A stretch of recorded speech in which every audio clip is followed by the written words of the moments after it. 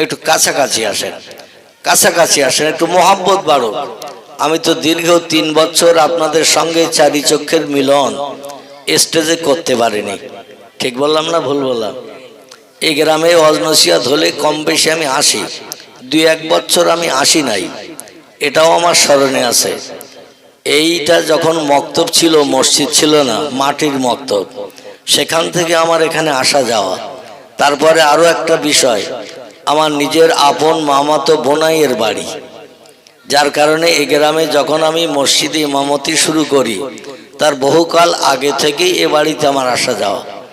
এমনকি আমার মামাতো বোনের বিয়ে হয়েছে, সে বিয়ের দিন বিয়ের গাড়িতে আমি এসেছিলাম, এতটা পর্যন্ত বললাম। যার কারণে আমার এখানে আসা যাওয়া বহুত দিন পূর্ব থেকে, ছোট্টবেলা থেকে আমি এসেছিলাম এখানে বিয়ের দিন, সম্ভবত প্যান্ট পরিয়ে। কি পরে বললাম?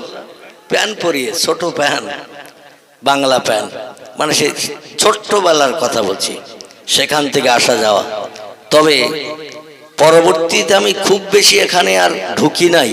তার কারণ হলো মামাতো বোনের ছেলেদের যখন বিয়ে শাদী হয়ে গেছে তখন ওই বৌমারা থাকবে, এই জন্য আমি একটু আসা যাওয়া কম করে দিয়েছিলাম। এটা আপনাদের কাছে খারাপ লাগবে কি ভালো লাগবে তা বলতে পারবো না। তবে যখন ছেলেদের বিয়ে হয়ে গেছে, বৌমারা এসে গেছে, তখন থেকে আমার আসা যাওয়া একটু কম হয়ে গেছে। কি বলে দিয়েছেন? এখন আপনাদের কাছে ভালো লাগবে কি খারাপ লাগবে সেটা আপনাদের বিষয়। আমার কাছে যেন দৃষ্টিকটু নিন্দনীয় মনে হয়েছিল যে বাড়িতে বৌমারা থাকবে, চলাফেরা করবে, হুটহাট আগের মতো ঢুকবো, এটা উচিত হবে না আমার। এতটুকু জ্ঞান আল্লাহ পাক দিয়েছিলেন বলে আমি একটু কম আসা যাওয়া করেছি। মাঝখানে 2 বছর সম্ভবত বোধ হয় এই মক্তব বা মসজিদের জলসায় আমি বছর 2-1 আসি নাই, মানে কর্তৃপক্ষও সম্ভবত দাওয়াত করে নাই, আর করলেও আমি আসতাম না।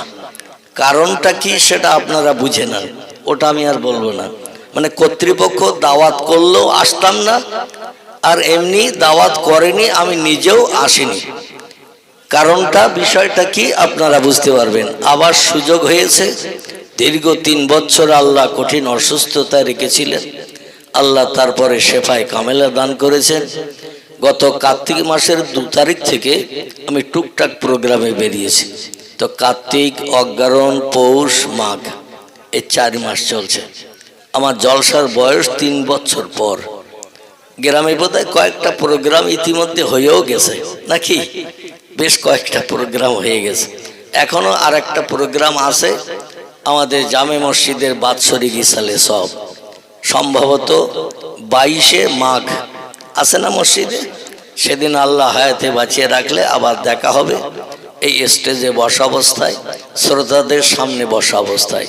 আর এর ভিতরে আল্লাহ যদি ডাক দেয় তাহলে আর 4 চক্ষের মিলন হবে না।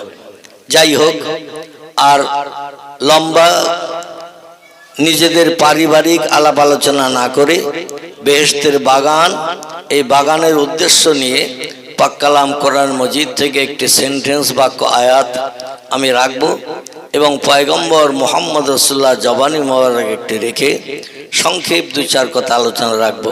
আবার আমার ইউটিউব আলার ভাইরা ওনারা একটা অনুরোধ রেখেছেন, বসিরহাটের আল্লামা হুজুর রহমাতুল্লাহ আলাইহি ফুরফুরার পীর সাহেব আবু বকর সিদ্দিক আল কুরাইশির কাছে জীবনের প্রথম বায়াত হতে গিয়েছিলেন। এই বায়াতের বিষয়টা কোন ক্যাসেটে, অনেক আগের জলসা, কোন ক্যাসেটে শুনেছে, ওরা আবার একটু শোনার নিবেদন করেছে। এখন আমি কোন দিকে যাব চিন্তা ভাবনা করছি। গতদিন জলপারে ওয়াজ করতে করতে মাঝখানে ছেড়ে দিয়েছিলাম, 1.5 ঘন্টার মতো বক্তব্য রেখেছিলাম, মনে আছে আপনাদের? 1.5 ঘন্টার মতো। আর চিন্তা ভাবনা করেছিলাম, ওদিন বোধহয় আলোচনাও করেছিলাম যে আগামী দিন মির্জাপাড়া নূতন জামে মসজিদে আলোচনা হবে, ইনশাল্লাহ আপনারা স্মরণ করে দেবেন, এখান থেকে আবার বাকি অংশটা আলোচনা করব বলেছিলাম। এখন যাই হোক, আমি বক্তৃতা রাখতে রাখতে সামনের দিকে এগিয়ে যাই। আমার পরও একজন বক্তা আছে না নাই? আছে তো নাকি? আচ্ছা, এই আমার ওয়াজ শুনতে শুনতে পেট ভর্তি হবে না কিছু খালি থাকবে? কথা বলতে হবে। পেট ভর্তি হবে না কিছু খালি থাকবে? যদি বলেন হুজুর ভর্তি হবে, তাহলে আমি আলোচনা লম্বা আর না করে, আপনাদের মনোবাঞ্ছা পূর্ণের আলোচনা না করে কিছুটা খালি রেখে আমি ছেড়ে দেব। কারণ আরেকজন বক্তা আছেন, তিনি আসবেন, ওয়াজ করবেন। আর যদি আপনারা বলেন ভর্তি হয়ে গেছে আর মাল রাখার জায়গা নাই, তাহলে তো বক্তার ওয়াজ নসিহতি হবে না। আমার ক্লাস ফ্রেন্ড, বন্ধুবর, পড়ার জীবনের সাথী, ওমরা হসপাকেরও সাথী আলহাজ মাওলানা আজিজুর রহমান সাহেব ইত্তগরি আপনাদের কাছে প্রিয় নবী মুহাম্মদ রাসূলুল্লাহর শুভ আগমন, জন্মগ্রহণ এবং বাল্যকাল মা হালিমাতুস সাদিয়া রাদিয়াল্লাহু আনহার বাড়িতে তিনি লালিত পালিত হয়েছিলেন, সে বিষয়ে আলোচনা হয়েছে নাকি? তার সঙ্গে পারিপার্শ্বিক আরো কিছু আলোচনা ওর ভিতরে ঢুকে গেছে। আমি ওদিকে আজকে রাত যাব না। ও বিষয়ে আমার অনেক ক্যাসেট আছে, আপনারা সে ক্যাসেট শুনবেন, আশা রাখি শুনতে ভালো লাগবে। আজকের আমার মূল বক্তব্য হলো, গতদিন আলোচনা করেছিলাম আমি তিনটি বিষয় নিয়ে, কোরআন পাক থেকে তিনটি বিষয় নিয়ে আপনাদের কাছে উদ্ধৃতি দিয়েছিলাম। সেই উদ্ধৃতি নিয়ে একটু সামনের দিকে এগিয়ে যাব। ধীরে স্থিরভাবে মনোনিবেশ সহকারে শ্রবণ করুন, আশা রাখি ভালো লাগবে। কি লাগবে? ভালো লাগবে। কারণ কোরআন হাদিসের কথার আলোচনা যে লোকটার ভালো লাগবে না, আমার সন্দেহ হয় ও লোকটির ঈমান আছে কিনা। কোরআন হাদিসের আলোচনা যে লোকটার কাছে ভালো লাগবে না, আমার সন্দেহ হয় ও লোকটার হৃদয়ে ঈমান আছে কিনা। কারণ কোরআনের মতো দামি জিনিস পৃথিবীতে মুসলমানদের কাছে আর কিছু আছে? কথা বলেন, আর কিছু নাই। কোরআনের পরের স্টেজ হলো বিশ্ব নবী মুহাম্মদুর রাসূলুল্লাহ সাল্লাল্লাহু আলাইহি সাল্লামের জবানি মোবারক, তার জীবনী আদর্শ, কথা মালা, চাল চলন, কাজকর্ম, এগুলো হলো প্রিয় নবীর জবানি মোবারক, বা আরবি ভাষায় একে বলা হয় হাদিস শরীফ। কি বললাম? হাদিস শরীফ। এই হাদিস শরীফের কথা যে লোকটি শুনতে ভালো লাগবে না, যে হাদিস শরীফের ভিতরে নবীজির কথার ভিতরে শস্য দানা পরিমাণ সন্দেহ নাই, সন্দেহ মুক্ত কথা, এই সন্দেহ মুক্ত কথা যে লোকটি শুনতে ভালো লাগবে না, আমি মনে মনে ধারণা করব সে লোকটা জান্নাতে যেতে পারবে কিনা সন্দেহ আছে। কারণ হাসরের মাঠে কেউ কারো দিকে ফিরে তাকাবে না, একমাত্র মুহাম্মাদুর রাসূলুল্লাহ ছাড়া। যে নবীর কাজকর্ম, কথাবার্তা শুনতে ভালো লাগবে না, সেই লোকটি ওই নবীর শাফাত হাসরে পাবে তো? কথা বলেন, কোনোদিন পেতে পারে না। কারণ যার সঙ্গে যার সম্পর্ক ভালো থাকবে, বিপদের দিনও সে ব্যক্তি তার পাশে দাঁড়াবে। যার সঙ্গে সম্পর্ক গাঢ়তর থাকবে না, বিপদের দিন ও বন্ধু কোনোদিন পাশে এসে দাঁড়াবে না। এই জন্য আমি অনুরোধ রাখছি, আল্লাহ পাকের কোরআন ও পয়গম্বর মুহাম্মদ রাসূলুল্লাহ জবানি মোবারক আমি বক্তৃতার প্রারম্ভে আপনাদের কাছে উদ্ধৃতি দিয়ে সেগুলো নিয়ে বাস্তব তথ্য আপনাদের কাছে পরিবেশন করে ইনশাল্লাহ আজকের বক্তব্যের ইতি টানব। উচ্চ রবে প্রাণ খুলিয়ে মহব্বতের সঙ্গে একটু দরুদ শরীফ পড়ে নেন। আল্লাহুম্মা সাল্লি আলা সাইয়্যিদিনা মাওলানা ওয়া আলা আলি সাইয়্যিদিনা। আচ্ছা, বক্তৃতা শুরু করার আগে কর্তৃপক্ষদের কাছে জিজ্ঞেস করি, তাবারুক আজকের কি আছে? আজকে তাবারুক কি শেষে? ও মানে বিরানি মার্কা তেমন কিছু নেই, যার কারণে দরিদ্রের আওয়াজও ওইরাম হচ্ছে। কি ঠিক বললাম না ভুল বললাম? মানে বিরানির গন্ধ টন্ধ থাকলে, গরুর গোশতের পিস দুটো চারটে করে দুটো পাঁচটা করে পাতে পড়লে সেখানে দেখবেন জজবা তৈরি হবে, মানে পরে তো অ্যাকশন হবে ভালো। এই জন্য একটু দরুদের জজবা তৈরি হবে, গলার আওয়াজ জোর হবে। তো তাহিরি না কি বলছে আমার স্নেহ ভাজন ভাই, তো তাহিরি হোক যাই হোক, এখন যাহাই তো কিছু দেবে, অন্তত তার নমুনাও তো একটু জবান দিয়ে উচ্চারিত হওয়ার দরকার আছে না নাই? আর যদি বলেন হুজুর আমরা তাহিরি খেতে আসিনি, তার নবীর মোহব্বত আপনার হৃদয়ে আছে না নাই? নবীর মোহব্বত আছে। তো নবীর মোহব্বত যদি থাকে, আমি তাহিরি, বিরানি, ফেরানি, খিচড়ি টিচড়ি সব বাদ দিলাম। যে নবীর উম্মত আমরা, যে নবীর শাফাত ছাড়া সুপারিশ ছাড়া জান্নাতে যেতে পারবো না, সেই নবীর মহব্বতে একটু গলা ছেড়ে কি দরুদ শরীফ পড়া যাবে না? এখন তো রাত 12টা বাজেনি, 12 বাজা মানে সব কাজের শেষ, ঠিক কি না? তো অন্তত 12টা পর্যন্ত একটু গলার আওয়াজ দেন, উচ্চ রবে মহব্বতে দরুদ শরীফ।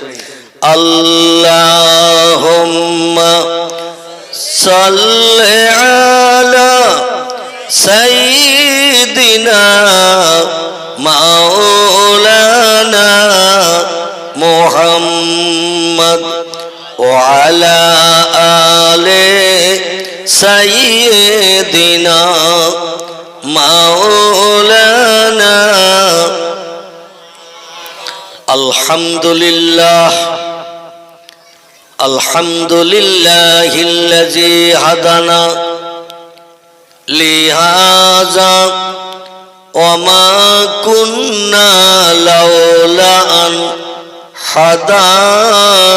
হাদানাল্লাহ ওয়া আশহাদু আল্লা ইলাহা ইল্লাল্লাহু ওয়াহদাহু লা শারীকা লাহ শাহাদাতান মান আমানা বিল্লাহি ওয়া কাফারা বিজ্জিবতি ওয়াত তাগুত ওয়া আশহাদু আন্না সাইয়্যিদানা ওয়া নাবিয়ানা ওয়া হাবিবানা ওয়া শাফিয়ানা ওয়া সামাদানা ওয়া মাওলানা মুহাম্মাদান সাল্লাল্লাহু আলাইহি ওয়া সাল্লামা আবদুহু ওয়া রাসূলুহু নবিয়ুল মাকারিমিল আখলাকিল মাওসুফ ওয়াবিল কামালিল আওসাফিল মানউত ফাকাদ ক্বালাল্লাহু তাআলা ফি কালামিহিল মাজিদ ওয়া ফিল ফুরকানিহিল হামিদ। আউযু বিল্লাহি মিনাশ শাইতানির রাজিম। বিসমিল্লাহির রাহমানির রাহিম। তুলিজুল লাইলা ফিন নাহারে ওয়া তুলিজুন নাহারা ফিল লাইল ওয়া তুখরিজুল হাইয়া মিনাল মাইয়িতি ওয়া তুখরিজুল মাইয়িতা মিনাল হাইয়্যি ওয়া তারযুকু মান তাশাউ বিগাইরি হিসাব। প্রাণ খুলে উচ্চ রবে গলা ছেড়ে বলুন আল্লাহু আকবার। وقال النبي صلى الله عليه وسلم من كان لله كان الله له كما قال عليه الصلاة والسلام. وقال النبي صلى الله عليه وسلم لا يؤمن أحدكم حتى أكون أحب لأخيه أو قال لجاره ما يحب لنفسه رواه مسلم। গলা ছেড়ে আরেকবার বলুন আল্লাহু আকবার। وقال الله تعالى في شان حبيبه إن الله وملائكته يصلون على النبي يا أيها الذين آمنوا صلوا عليه وسلموا তাসলিমা আল্লাহুম্মা সাল্লি আলা সাইয়্যিদিনা মাওলানা ওয়া আলা আলি সাইয়্যিদিনা। খোঁজ করিতে লাগলো তারা, খোঁজ করিতে লাগলো তারা, মরুভূমির মাঝ পড়ে ধরার বুকে এলেন নবী, মা আমিনার ঘর পরে। যে শিশুকে পেয়ে আমিনা, যে শিশুকে পেয়ে আমিনা হৃদয় খানি জুড়াইল, সেই নবীর ওই মোহাব্বতে দরুদ মুমিন পড়ো। আল্লাহুম্মা সাল্লি আলা সাইয়্যিদিনা মাওলানা ওয়া আলা আলি সাইয়্যিদিনা। খোঁজ করিয়া আসলো তারা, খোঁজ করিয়া আসলো তারা তোমার কুটুরির সম্মুখে, নবী পাকের নূরের ঝলক লাগলো তাদের চক্ষুতে। যে নূরের ওই ঝলক লেগে, যে নূরের ওই ঝলক লেগে চোখ ঝলসে গেল, সেই নবীর ওই মোহাব্বতে দরুদ মুমিন পড়ো। আল্লাহুম্মা সাল্লি আলা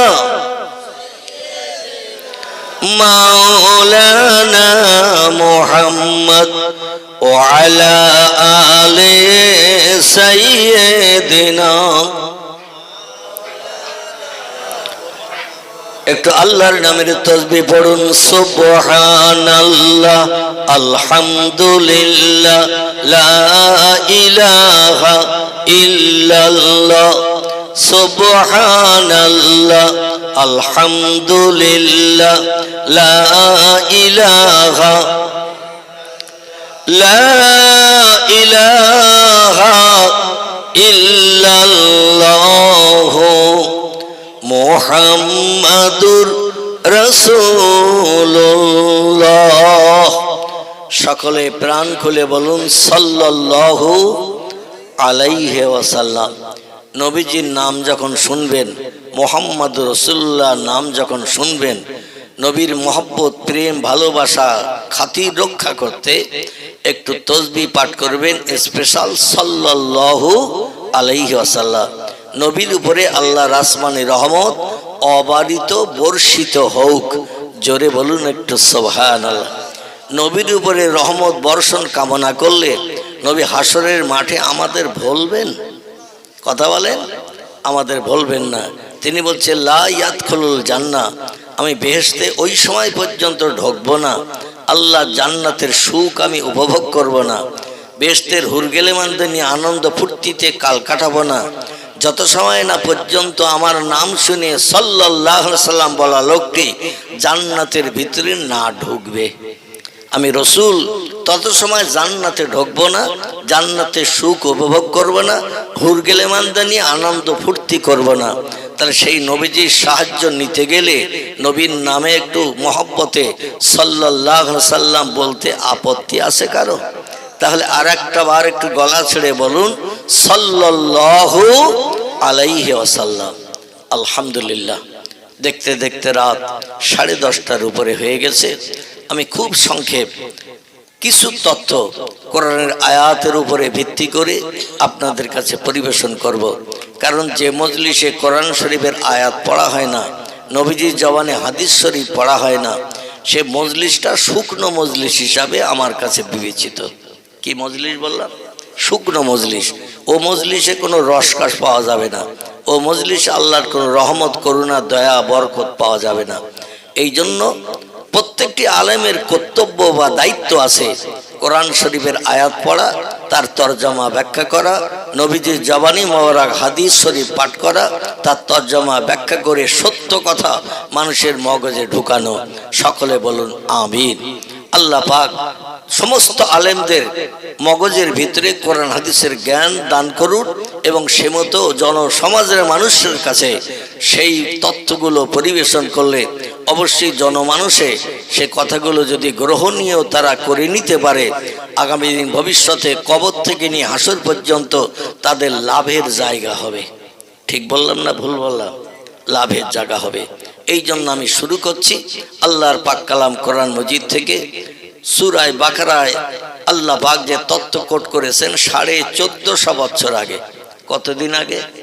আচ্ছা, 1450 বছর আগে কোরআন পৃথিবীতে এসেছে, যখন বিজ্ঞান ছিল না, দর্শন ছিল না, ইঞ্জিনিয়ার ছিল না, নামি দামি ডাক্তার ছিল না, উচ্চ শিক্ষিত মাস্টাররা ছিল না, ঐতিহাসিক ছিল না, বা এমন করে কোনো লেখক সাহিত্যিক যখন ছিল না, তখনকার যুগের কোরআন এখন মডার্ন যুগে চলবে? কথা বলে। ভুল হলেও তথ্য দেবেন, আর সত্য হলেও তথ্য দেবেন, তাহলে আমার কিছু দিতে সুবিধা হবে। আর যদি বলেন হুজুর আমরা বাড়ি থেকে আসার সময় খোকার মার সঙ্গে ঝামেলা করে এসেছি, মন গরম গরম ভাব, তাহলে আমার একা বক্তব্য রাখতে হবে। আচ্ছা, একা একা খেলা করলে সে খেলা জমে? কথা বলে। তাহলে মাঠে খেলতে গেলে দুটো দল লাগে না? লাগে না? দুটো দল লাগে। এক দল যদি মাঠে প্র্যাকটিস করে, কোনো দর্শক দাঁড়িয়ে দেখবে? বলে ওরা এক দলের লোক, এর পার থেকে ওর পায়ে দিচ্ছে, ও তো কাজ হবে না। গোলে ঢুকাচ্ছে কোন দল কোন দলের বিরুদ্ধে সেইটা দেখ। ঠিক কি না? কোন দল কোন দলের বিরুদ্ধে গোলের ভিতরে বল ঢুকাচ্ছে দেখ। এই জন্য আমরা দুই দল মানুষ এখানে, এক দল বক্তা, এক দল শ্রোতা। ঠিক বললাম না ভুল বললাম? তো এই বক্তা শ্রোতা উভয়ে কথা বলতে হবে। যেখানে বক্তা শ্রোতা কোরআন হাদিসের আলোচনা শুনে কথা বলে, হুহা করে, হ্যাঁ না বলে, আল্লাহ পাক খুশি হয়ে যে রহমতের দরজা ওই মজলিসে খুলিয়ে দিয়ে থাকেন। জোরে বলি একটু সুবহান। আল্লাহ বলছেন তুলিজুল লাইলা ফিন-নাহার। ও পৃথিবীর মানুষেরা শোনো, রাতের পরে আমি আল্লাহ দিন বানাই। এক কথায় রাতের বেলা আমি আল্লাহ দিন বানাই, যেটা বিজ্ঞান, দর্শন, ইঞ্জিনিয়ার, ডাক্তার, মাস্টার, ভৌগোলিক, দার্শনিক, ঐতিহাসিক কোন ব্যক্তির বাবার ক্ষমতা কিয়ামত পর্যন্ত হবে না দিনের বেলা রাত করা, আবার রাতের বেলা দিন করা। কথাটা ভুল বললাম?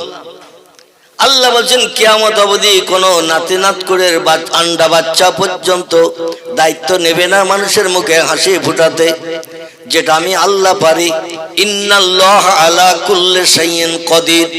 আমি আল্লাহ হলাম সর্ব বিষয়ে শক্তিশালী, সর্ব বিষয়ে ক্ষমতাশালী।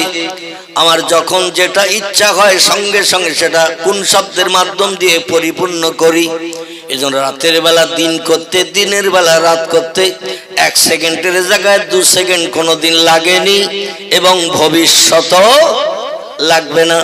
পৃথিবীর বিজ্ঞানীদের, দার্শনিকদের, ইঞ্জিনিয়ারদের, ডাক্তারদের, মাস্টারদের যদি বলা হয় সূর্য প্রতিদিন পূর্ব দিকে ওঠে, রাতের আঁধার দূর হয়ে যায়, দিনের আলো পাই।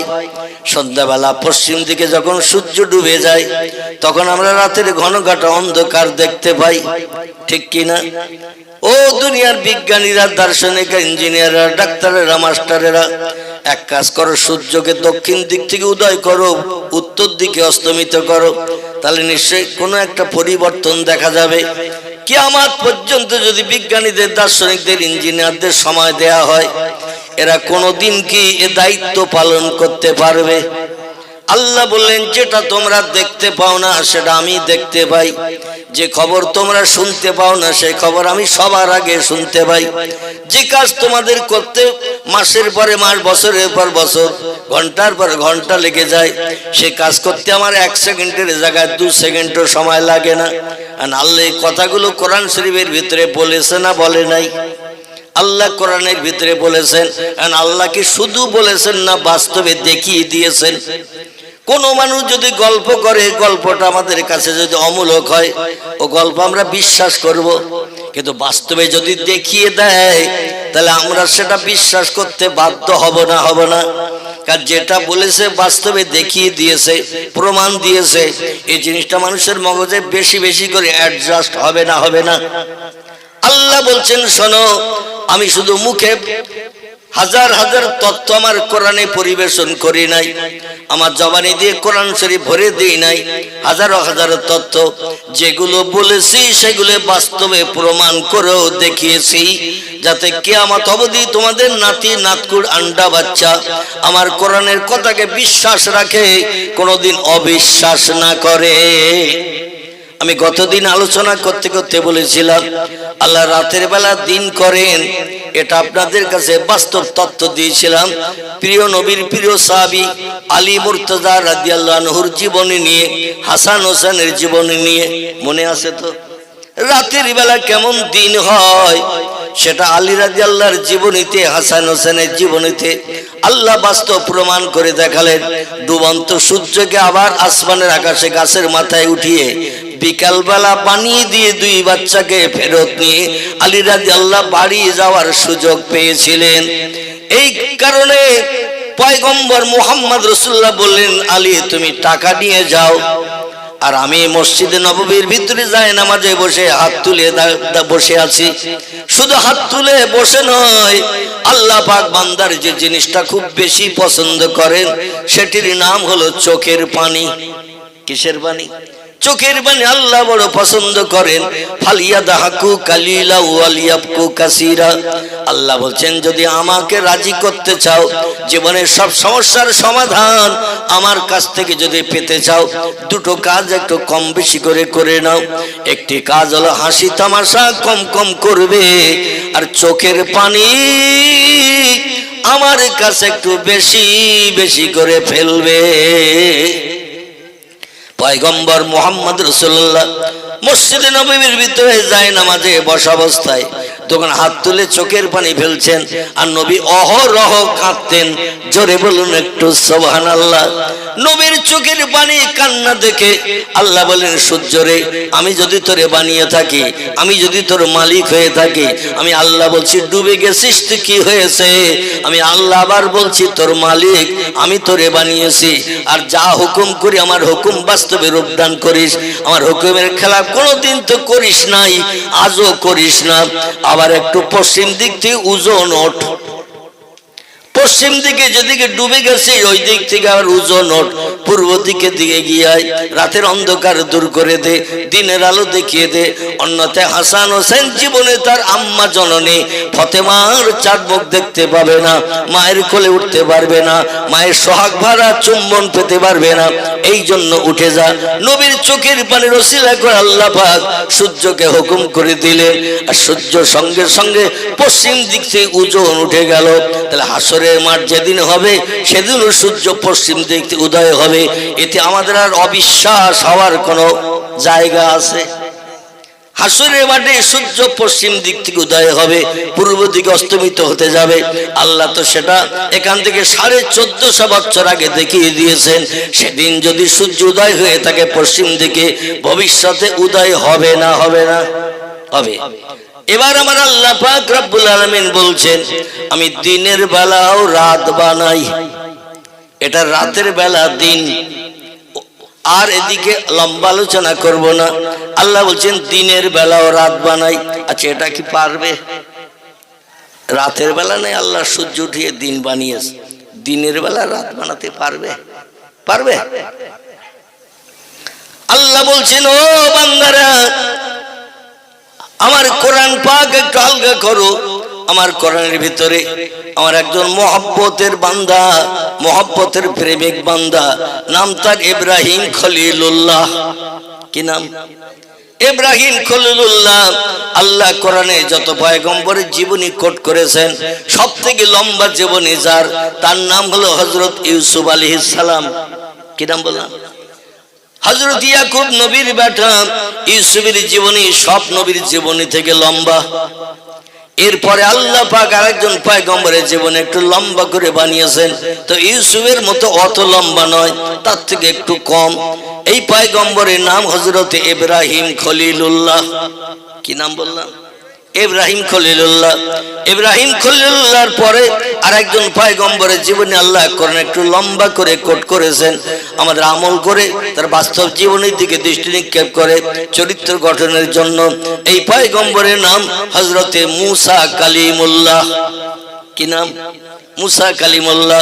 এই পর্যন্ত থাক, সামনে গেলে আবার বক্তৃতা লম্বা হয়ে যাবে। তবে আল্লাহ পাকের প্রেমিক বান্দী হিসেবে কয়েকজন ব্যক্তির আলাদা আলাদা নাম এসেছে। একজনের নাম আদম সফিউল্লাহ, একজনের নাম ইব্রাহিম খলিলুল্লাহ, একজনের নাম মুসা কালিমুল্লাহ, একজনের নাম ঈসা কথা বলেন রুহুল্লাহ। ঈসা রুহুল্লাহ ইনি মরা মানুষকে কবর থেকে জিন্দা করে উঠিয়ে তুলতেন। জোরে বলুন একটু সুবহানাল্লাহ। আরবিতে রুহুল্লাহ এই জন্য বলা হয়, উনি বলতেন কুম বিজনিল্লাহ ইয়া আব্দুল্লাহ, ও আল্লাহর বান্দা কে তুমি কবরে আসো কত বছর জানি না, আমি আল্লাহর পয়গম্বর মরিয়মের বেটা ঈসা বলছি তুমি কবর থেকে একটু জিন্দা হয়ে উঠে যাও। আচ্ছা, আমরা যদি কোনো কবরস্থানে যাই যে বলি কুম বিজনিল্লাহ ইয়া আব্দুল্লাহ, ও আল্লাহর বান্দা তুমি কবর থেকে ওঠো, উঠবে? উঠবে না? উঠবে না। আচ্ছা, লাঠি দিয়ে যদি কবরে বাড়ি মারি ঈসা নবীর মতো, ধুলে উড়িয়ে যাবে, মাটির ঢেলা ভেঙে যাবে, গাছপালার উপর মারলে গাছপালা ভেঙে যাবে, কিন্তু মরা লোকটা উঠবে? উঠবে না। আল্লাহর প্রিয় প্রেমিক বান্দী হিসেবে দুইটি দল পৃথিবীতে আছে। আমি গতকাল হরিকাটিতে জলসা করতে যেয়ে বলছিলাম দুটি দল পৃথিবীতে আছে, আল্লাহর প্রেমিক বান্দা প্রেমিক বান্দী, নারীও আছে পুরুষও আছে। জোরে বলুন একটু সুবহানাল্লাহ।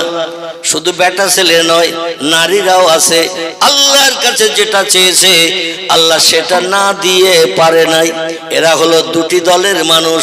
একটি দলের নাম হলো নবী আম্বিয়ার দল, একটি দলের নাম হলো ওলি আউলিয়ার দল। আর যত দলের মানুষ আমরা আছি, মসজিদের ইমাম থেকে শুরু করি, কারণ আমিও তো ইমামতি করি, ওই দলে আমিও ঢুকে যাই, তাহলে আর কেউ বলতে পারে না হুজুর আমাদের নামে বদনাম দিয়েছে। এই আমিও তো ইমাম, আমার দিয়েই বলি ইমামের দল, মুয়াজ্জিনের দল, মুক্তাদির দল, চাষি তাঁতি কামার কুমোর সুতর ধোপা নাপিত, ডাক্তার মাস্টার হাকিম জজ উকিল ব্যারিস্টার, যত দলের মানুষ আছে সব দলের মানুষ কিন্তু আল্লাহর প্রেমিক প্রিয় বান্দা হতে পারে নাই।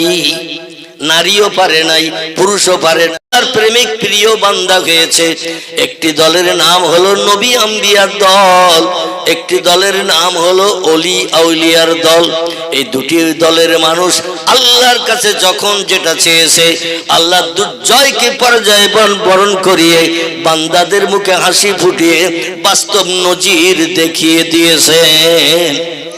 কেমন দিয়েছেন আসুন টুকটুক করে এগিয়ে যাই। তবে আজকে সব বক্তব্য শেষ হবে না, সব বক্তব্য শেষ হবে না, বলতে বলতে যত দূর যায় আগামীতে আল্লাহ আবার সুযোগ দিলে সেখান থেকে শুরু করবে ইনশাল্লাহ।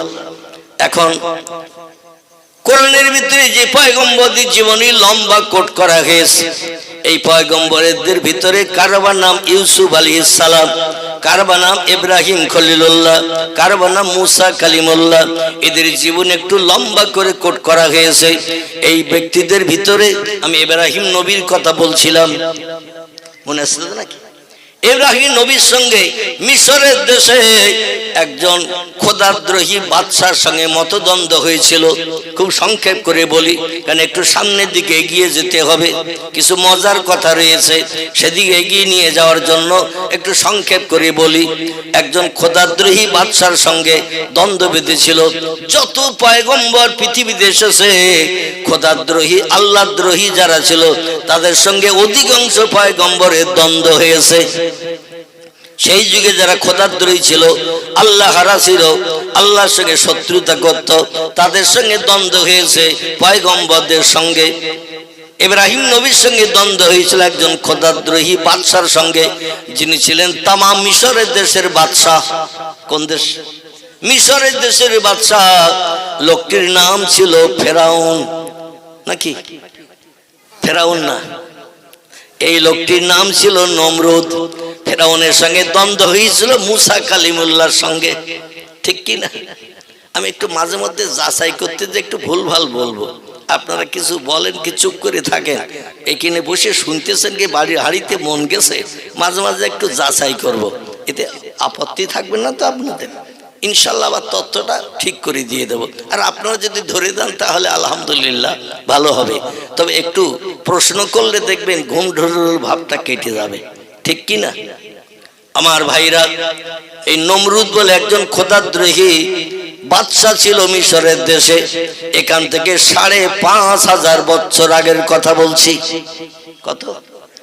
তাম পৃথিবীর ইতিহাসের খবর সব থেকে বেশি জানে কে? আলহামদুলিল্লাহ। তাম পৃথিবীর সব দেশের অতীতকালের খবর সব থেকে বেশি জানেন যিনি বানিয়েছেন তাম পৃথিবী, যিনি তাম পৃথিবীতে সৃষ্টি পাঠিয়ে পৃথিবীর সৌন্দর্য শ্রীবৃদ্ধি করেছেন। আল্লাহ পাক বলছেন, আল্লাহু সামিউম বাসির, আমি সব যেমন দেখতে পাই, কে কি কথা বলছে আমি সেটাও পর্যন্ত শুনতে পাই। ইয়ালামু খায়নাতাল আয়ুনে ওয়া মা তুখফিস সুদূর, মানুষের এক জায়গায় বসে বসে মনে মনে যদি কোনো চিন্তা ভাবনা করে, কেউ শুনতে পারল না তার কথা, মনের গভীরে মগজ দিয়ে চিন্তা ভাবনা করছে, রাত 1টা বেজে গেছে, কার মুরগির ডোবের মুরগি চুরি করব, কার বাড়িতে বড় একটা খাসি ছাগল আছে 27 কেজি ওজন, আজকে ঠান্ডা শীত পড়েছে বেশি, রাত 2টোর দিকে যাব, সবাই যখন ঘুমিয়ে থাকবে 2টোর দিকে ছাগলটা নিয়ে আসবো। আবার মনে মনে রাত 11টার সময় চিন্তা ভাবনা করছে, কার পুকুরে 3 বছরের মাছ আছে, জালটা নেনা ধরে না, বাড়িতেও কারো খেতে দেয় না, একটা মাছ 3 কেজি 4 কেজি ওজনের আছে, খাবারও দেয়, মাছও বেড়েছে ভালো, কিন্তু বাড়িওয়ালা জালও টানে না, ধরে না। অন্তত 2টো ভাত কুড়ো কলা গাছের ঝোপের পাশে যেয়ে ভাত করে দিয়ে 1 খাবন মারলেই কাজ হয়ে যাবে। আচ্ছা, কিছু করতে গেলে আগে চিন্তা করতে হয় না, হয় না? কথা বলেন। কিছু করতে গেলে আগে চিন্তা ভাবনা করে পরিকল্পনা করে নিতে হয় যে আজকে এই কাজ করব। কেউ আবার চিন্তা ভাবনা করে রাত 2টো বেজে গেছে, অমুকের স্বামী মারা গেছে, নাউজুবিল্লাহ, ছোট ছোট 2টো বাচ্চা আছে, স্বামীর ঘরে বসবাস করে, বাপের বাড়ি যায় নাই, কারণ স্বামীর জায়গা জমি কিছু আছে, তা নিয়ে সংসার নির্বাহ করে। বাপের বাড়ি চলে গেলে তো জায়গা জমি আর স্বামীর ভাইরা দেবে না, এই জন্য স্বামীর জায়গা জমির ভাগের চিন্তা ভাবনা নিয়ে রয়ে যায়। পাড়ার একজন বোকাটে যুবক চিন্তা ভাবনা নিল, ওর তো স্বামী নাই, বাড়িতে ছোট ছোট 2টো বাচ্চা, এখন টাকার প্রলোভন দেখিয়ে ও দরজা যদি রাত 2টোর সময় খুলে দেয়, জীবন যৌবনের ক্ষুধা নিবৃত্তি করে ঘরে ফিরবো, আমারও জীবন যৌবনের ক্ষুধা নিবৃত্তি হবে, কলিজার গরম পানি হবে, আর ও পয়সা করি পাবে, কারণ স্বামী ওর নাই, আয় করার লোক নাই, ওর সংসারটা চলবে ভালো। এরকম দলের মানুষ মনে হয় খিদিরপুরে নাই, নাকি আছেন? নেই? আমি নাই বললাম তো আপনারা তো একমত হয়ে গেলেন, তাহলে বুঝলাম যে এরকম দলের লোক নাই, থাকলেও থাকতে পারে। আমার ভাইরা, আল্লাহ বলছেন, ওই যে চোখের ইশারায় কারোর সঙ্গে মিটকি মেরে কথা বলছো, চোখ টিপে কথা বলছো, যার সঙ্গে বলছো চোখ টিপে, সেই বুঝলো তুমি কি ইশারা করছো। পাড়ার অন্য লোক কাছেও থাকলেও তারা জানতে পারে না, ও চোখের ইশারার খবর পর্যন্ত আমি আল্লাহ রাখি। চোখ টিপে কি বলতে চাইছো? ওমা তুখফিস সুদূর, আর মনের ভিতরে যে গোপন চিন্তা ভাবনা করছো রাতের বেলা কাজ করবে, ও খবরটাও আমি আল্লাহ রাখি। জোরে বলুন একটু সুবহান। আচ্ছা, এই বিশ্বাসটা যদি আমাদের হৃদয়ে তৈরি হতো, আমরা আর কোনো খারাপ কাজ করতে পারতাম? আল্লাহ সব কাজের খবর রাখেন, কারণ তিনি 24 ঘন্টা কোনো দিন ঘুমান না, রাতেও জেগে থাকেন, দিনেও জেগে থাকেন। জোরে বলুন একটু সুবহান আল্লাহ। অতএব সবসময় আল্লাহ যদি জেগে থাকেন, তার সব কাজকর্ম সব তিনি দেখতে পাচ্ছেন। অতএব শরীয়তের খেলাফ কাজ আমি আর করব না। জোরে বলুন একটু আমিন। আমার ভাইরা, প্রথম অবস্থায় ইরাকের বাবেল নামক একটি শহর ছিল। বাবেল বাবেল বাবেল ইরাকের দেশে। এই বাবেল শহরের থেকে হযরতে ইব্রাহিম খলিলুল্লাহ পরবর্তীতে গিয়েছিলেন তিনি মিশরের দেশে দ্বীনের দাওয়াত দিতে। ঘটনাটা যে দেশে ঘটেছিল সেই দেশটির নাম ছিল বাবেল, দেশটির নাম ছিল ইরাক, জায়গাটার নাম ছিল বাবেল। বোঝা গেল? জায়গাটার নাম ছিল বাবেল আর দেশটির নাম ছিল ইরাক। তার আগে এই ইরাকের দেশের নাম ছিল কুফা। কি নাম বললাম?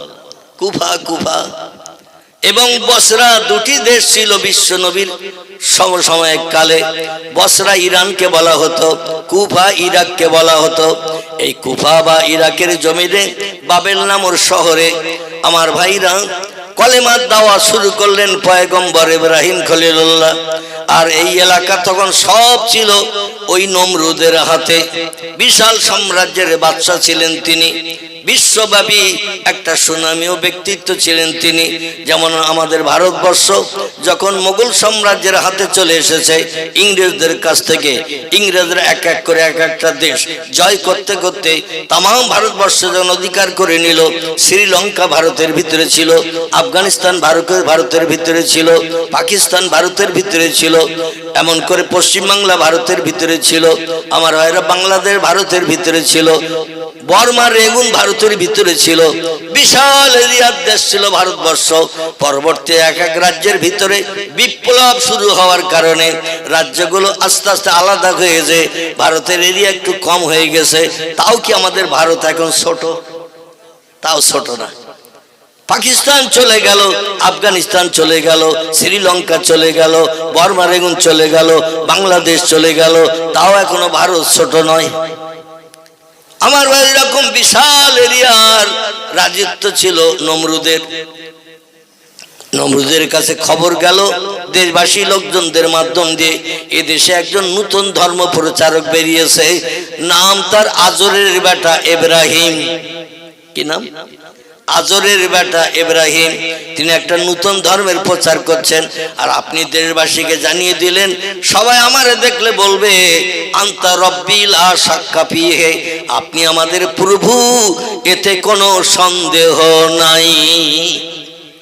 উনি ঘোষণা দিতেন রাজ দরবারে বসে, আনা রব্বুকুমুল আলা, আমি হলাম সব খোদার বড় খোদা, আমার উপরে বড় প্রভু আর কেউ নাই। আর জনগণকে বলতে আমারে দেখলেই বলবে আনতা রব্বি লা শাক্কা ফিহি, আপনি আমাদের প্রভু, আপনি আমাদের স্রষ্টা। এই কথার ভিতরে শস্য দানা পরিমাণ সন্দেহ নেই। জোরে বলুন একটু নাউজুবিল্লাহ, নাউজুবিল্লাহ বলেন। আমার ভাইরা, নমরুদের রাজদরবারে ডাকা হলো পয়গম্বর ইব্রাহিম নবীকে। ইব্রাহিম নবীকে ডাকা হলো, বলল তুমি কি নতুন ধর্মের প্রচার প্রসার করছো? উনি বললেন, আমি হলাম আল্লাহর পয়গম্বর, আসমানি তরফ থেকে আমার কাছে ওহী এসেছে, আমার কাছে খবর এসেছে, আল্লাহ আমাকে পয়গম্বর হিসেবে কবুল করেছেন। এই যে আল্লাহর কথা জনগণের কাছে বলার জন্য আল্লাহ আমার দায়িত্ব দিয়ে দিয়েছেন। এই জন্য আমি জনগণের কাছে আল্লাহর হুকুমটাকে বাস্তবে রূপদান করছি। হাসরে আমাকে যাতে আল্লাহর দরবারে আসামি বনতে না হয়। বলে তুমি কি নতুন ধর্ম প্রচার করছো? নমরুদের সামনে ইব্রাহিম নবী বললেন, লা ইলাহা ইল্লাল্লাহু ইব্রাহিম খলিলুল্লাহ। পৃথিবীতে একজন ব্যক্তিকে আল্লাহ বন্ধু হিসাবে কবুল করেছিলেন। খলিল শব্দটি হলো আরবি ভাষা, এর বাংলা অর্থ হলো বন্ধু। আমরা যেমন একে অপরের সঙ্গে বন্ধুত্ব করি না, বাংলা ভাষায় বন্ধু বলি, ইংরেজিতে ফ্রেন্ড বলা হয়, আরবি ভাষায় একে বলা হয় রফিক, ফার্সি ভাষায় একে বলা হয় দোস্ত। কি বলা হয়? দোস্ত। দোস্ত শব্দটা হলো ফার্সি ভাষা, আরবি থেকে বলা হয় রফিক। আমার ভাইরা, ইংরেজিতে বলা হয় ফ্রেন্ড, বাংলায় বলা হয় বন্ধু। আল্লাহর সঙ্গে যারা বন্ধুত্ব করেছে, দোস্তি করেছে, ফ্রেন্ডশিপ স্থাপন করেছে, এইরকম একজন ব্যক্তি, তিনি বললেন লা ইলাহা ইল্লাল্লাহু ইব্রাহিম খলিলুল্লাহ। এক আল্লাহ ছাড়া অন্য কোনো প্রভু নাই, স্রষ্টা নাই। আর আমি হলাম আল্লাহর পয়গম্বর, মানুষের কাছে দিন শরীয়তের বিধান দাতা, সুপথ দেখানোর কথা বলার দায়িত্ব আল্লাহ আমারে দিয়েছে। হারাম বর্জন করতে বলেছে, হালাল গুলো বাস্তব জীবনে রূপদান করতে বলেছে। মদ খাওয়া যাবে না, সুদের ব্যবসা করা যাবে না, গান বাজনা করা যাবে না, ঢোল তবলা বাজানো যাবে না, ন্যাংটা নারীদের নিয়ে গার্ডেনে পিকনিক স্পটে গল্প গুজব করা যাবে না, কোনো বিধবার দরজার করা নাড়া দেওয়া যাবে না, কোনো মানুষের প্রাণ নাশ করা যাবে না, কোনো গরিব এতিমের হক ফাঁকি দিয়ে খাওয়া যাবে না, কোনো বাচ্চা কাচ্চা এতিমের উপরে জুলুম অত্যাচার করা যাবে না। এই সমস্ত ভালো ভালো কথাগুলো ইব্রাহিম নবী কলেমার দাওয়াত দিয়ে মানুষের কাছে বলতেন। জোরে বলুন একটু সুবহানাল্লাহ। নমরুদের মাথায় যেন বাস পড়ে গেল, সারা দেশের মানুষ আমারে খোদা বলে মানে। আর উনি বলছেন আমি খোদা নই, বরং আরেকজন খোদা আছে, যিনি বলছেন খলাকাস সামাওয়াতিল আরদ, আসমান বানিয়েছি আমি সেই আল্লাহ, জমিনও বানিয়েছি আমি সেই আল্লাহ। আসমানে যা কিছু আছে তাও বানিয়েছি আমি, জমিনে যা কিছু দেখতে পাও সেও বানিয়েছি আমি। জোরে বলুন একটু সুবহানাল্লাহ। নমরুদ বলল কথা বললে হবে না, দেশের মানুষ নির্বিধায় আমারে খোদা বলে মানে, আর তুমি এখন অন্য খোদার কথা বলছো, মানুষ বিভ্রান্ত হয়ে যাবে, তোমার কথা বন্ধ করো। ইব্রাহিম নবী বললেন আল্লাহ যত সময় পর্যন্ত দেহে প্রাণ রেখেছে, এক ফোঁটা রক্ত আমার দেহে থাকবে, রক্তের সচেতনতা পাবো, সতেজতা পাবো, তত সময় পর্যন্ত আমি এক আল্লাহর কথা বলতে ভুলবো না। এবার নমরুদ মন্ত্রী মহোদয়দের যুক্তি পরামর্শ শুরু করলেন, কি করে ওরে দুনিয়া থেকে বিদায় করা যায়। কারণ ভালো ভালো উপদেশের কথা বলে, মদ খেতে নিষেধ করে, সুদ খেতে নিষেধ করে, ব্যভিচারী করতে নিষেধ করে, মেয়েদের নিয়ে আনন্দ ফুর্তি করে পিকনিক স্পটে গার্ডেনে ঘুরতে নিষেধ করে, গরিবের হক ফাঁকি দিয়ে খেতে নিষেধ করে, বিধবার দরজার কড়া নাড়া দিতে নিষেধ করে, ব্যভিচারী করতে নিষেধ করে, খারাপ খারাপ কাজগুলো বর্জন করতে বলে। আর কিছু শিক্ষিত মানুষ ইব্রাহিম নবীর কথাগুলো শুনে বিশ্বাস করে ওর আদর্শে আদর্শিত হবে, ওর আল্লাহরে মেনে নেবে। আর ওর আল্লাহরে মানলে আমার ধারণা পৃথিবীতে আসমানি রহমত বর্ষিত হবে। কথাটা ঠিক না ভুল? আল্লাহর হুকুম মানলে এ দুনিয়ায় রহমত পাওয়া যাবে না জহমত পাওয়া যাবে? রহমত পাওয়া যাবে, আল্লাহর গজব পৃথিবীতে আসবে না। জোরে বলুন একটু আমিন। ইব্রাহিম নবীকে মারার জন্য হাজারো চক্রান্ত করেছিল। বস্তার ভিতরে ভরে দিয়ে, খুব সংক্ষেপ করে বলি, বস্তার ভিতরে ভরে দিয়ে মুখ বেঁধে দিয়ে নীল দরিয়ায় ফেলে দিয়েছিল। কোথায়? নীল দরিয়ায় ফেলে দিয়েছিল। লোকজন দিয়ে মন্ত্রী মহোদয় দিয়ে বলল নীল দরিয়ায় ফেলে দে। আবার ইবলিস শয়তান একটা যুবকের চেহারা নিয়ে নমরুদের কাছে চলে গেছে। কে? ইবলিস শয়তান। আল্লাহ পাক ওকে 4টে পাওয়ার দিয়েছেন, 70,000 বছর একটানা আল্লাহর ইবাদত করার জন্য। ক বছর? 70,000 বছর এই পৃথিবীতে আল্লাহর ইবাদত করেছে, সুবহানা রব্বিয়াল আলা বলে সেজদা করেছে। হে মহান পবিত্র আল্লাহ, তুমি ছাড়া স্রষ্টা আর কেউ নাই। এই 70,000 বছরের ইবাদতের প্রতিদান যখন জান্নাত থেকে বিতাড়িত হয়ে আদমকে সেজদা না করার কারণে জান্নাত থেকে বিতাড়িত হয়ে যখন পৃথিবীতে আসছিল, ওই সময় ইবলিস শয়তান, ওর পূর্ব নাম ছিল আজাজিল। কি নাম বললাম? আজাজিল পূর্ব নাম ছিল। আল্লাহ বললেন লানাতুল্লাহি ইবলিসা, কোরআনের কথা। আল্লাহ বললেন আমার অভিসম্পদ তোর উপরে অর্পিত হোক, আমার লানাত তোর উপরে অভিবাদিত হোক, আমার লানাত তোর উপরে পড়ুক, তুই চির জাহান্নামী আমার হুকুমের খেলাপ করার কারণে। এই জন্য জান্নাতে থাকার অধিকার নাই, আসমানে থাকার অধিকার নাই, বেরিয়ে যা একটা খারাপ জায়গা বানিয়ে রেখেছে, ওই জায়গাটির নাম হলো আলামে দুনিয়া। কি নাম? আলামে দুনিয়া। দুনিয়া বলে একটা পচা জায়গা, খারাপ জায়গা বানিয়েছে। নবী বলছেন আর দুনিয়া জিফাতুন তলাবুহাল কেলাব, দুনিয়া হলো পচা গলা লাশ সদৃশ্য, আর এর আসক্তকারী হলো কুকুরের দল। কিসের দল? পচা গলার গন্ধ যদি কুকুরের নাকে লাগে, ওরে দড়ি দিয়ে বেঁধে রাখলো, টানা হেঁচড়া করবে না? করবে না? পচা গলা গন্ধ কুকুরের নাকে লাগলে ও শুধু ছুটতে থাকবে সেই দিকে যেদিক থেকে গন্ধ আসছে, কারণ পচা খেতেও বড় প্রিয়, পছন্দনীয়। নবী বললেন দুনিয়া হলো পচা গলা লাশ, পোকা বিড়বিড় করা লাশ, দুর্গন্ধওয়ালা লাশ। দুনিয়ার প্রেমে পাগল হয়ে প্রভুকে ভুলে যাবে যারা, পরকালে জান্নাত হারাম বানালো তারা। দুনিয়ার প্রেমে আসক্ত না হয়ে পরকালের জান্নাতের প্রেমে আসক্ত হয়ে যারা আল্লাহর ইবাদত বندگی করবে, আল্লাহর হুকুম তামিল করবে, তারাই সফল কাম হবে। জোরে বলুন একটু সুবহান। আমার ভাইরা, তো ইবলিস শয়তান বলল, আল্লাহ আমি তো 70,000 বছর আপনার ইবাদত করেছি, তো ইবাদতের কোনো প্রতিদান দেবেন না? আমার তো তাড়িয়ে দিচ্ছেন জান্নাত থেকে, পৃথিবীতে পচা জায়গায়, তো কোনো প্রতিদান ইবাদতের কিছু দেবেন না? আল্লাহ বলেন অবশ্যই আমি কোরআনে জানিয়েছি, এ দুনিয়ার মানুষেরা তোমরা শোনো, ফামাইয়া আমাল মিসকাল যাররাতিন খায়রা ইয়ারা, যে লোকটি 100 দানা পরিমাণ ভালো কাজ করবে তার প্রতিদান বদলা সে পাবে। অমাইয়া আমাল মিসকাল যাররাতিন শাররা ইয়ারা, আবার 100 দানা পরিমাণ খারাপ কাজ যে করেছে তারও বদলা হাসরের মাঠে তার হাতে দেয়া হবে। আমি আল্লাহ কাজুল কুজ্জাত আহকামুল হাকিমিন, আমি ন্যায়ের তুলাদণ্ডে বিচার করব, কাউকে বাড়তি বিপদে ফেলবো না, কাউকে আবার বাড়তি সুযোগও দেব না। যে যেমন আমল করে আসবে তার আমলের প্রতিদান দেয়া হবে। এই জন্য আল্লাহ বলেন আমি তো কোরআনে ওয়াদা করেছি, আমার কোরআনের টোটাল কথা সত্য। আসমানে আরও যত কেতাব পাঠিয়েছি, তৌরিত পাঠিয়েছি, জব্বুর পাঠিয়েছি, ইঞ্জিল পাঠিয়েছি, আমার আসমানি কেতাবের কথা সত্য, সত্য কথা আমি বলেছি, আর সেই কথার অ্যাভয়েড করবো আমি। ইন্নাল্লাহা লা ইখলিফুল মিয়াদ, আমি যত ওয়াদা আসমানি কেতাবে করেছি একটা ওয়াদা কোনোদিন ভঙ্গ করিনি এবং ভবিষ্যতও করব না।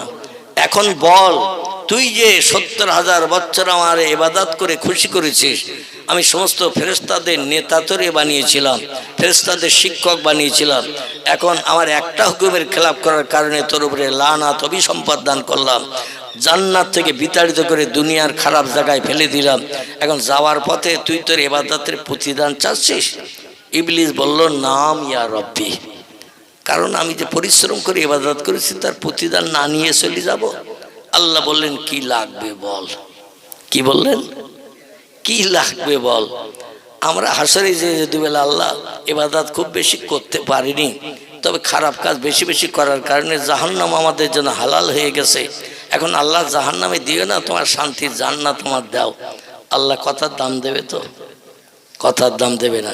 সেদিন আমলের বিচার হবে, যে যেমন আমল করে যাবে তার প্রতিদান দেয়া হবে, বাড়তি ফ্যাসিলিটি দেয়া হবে না।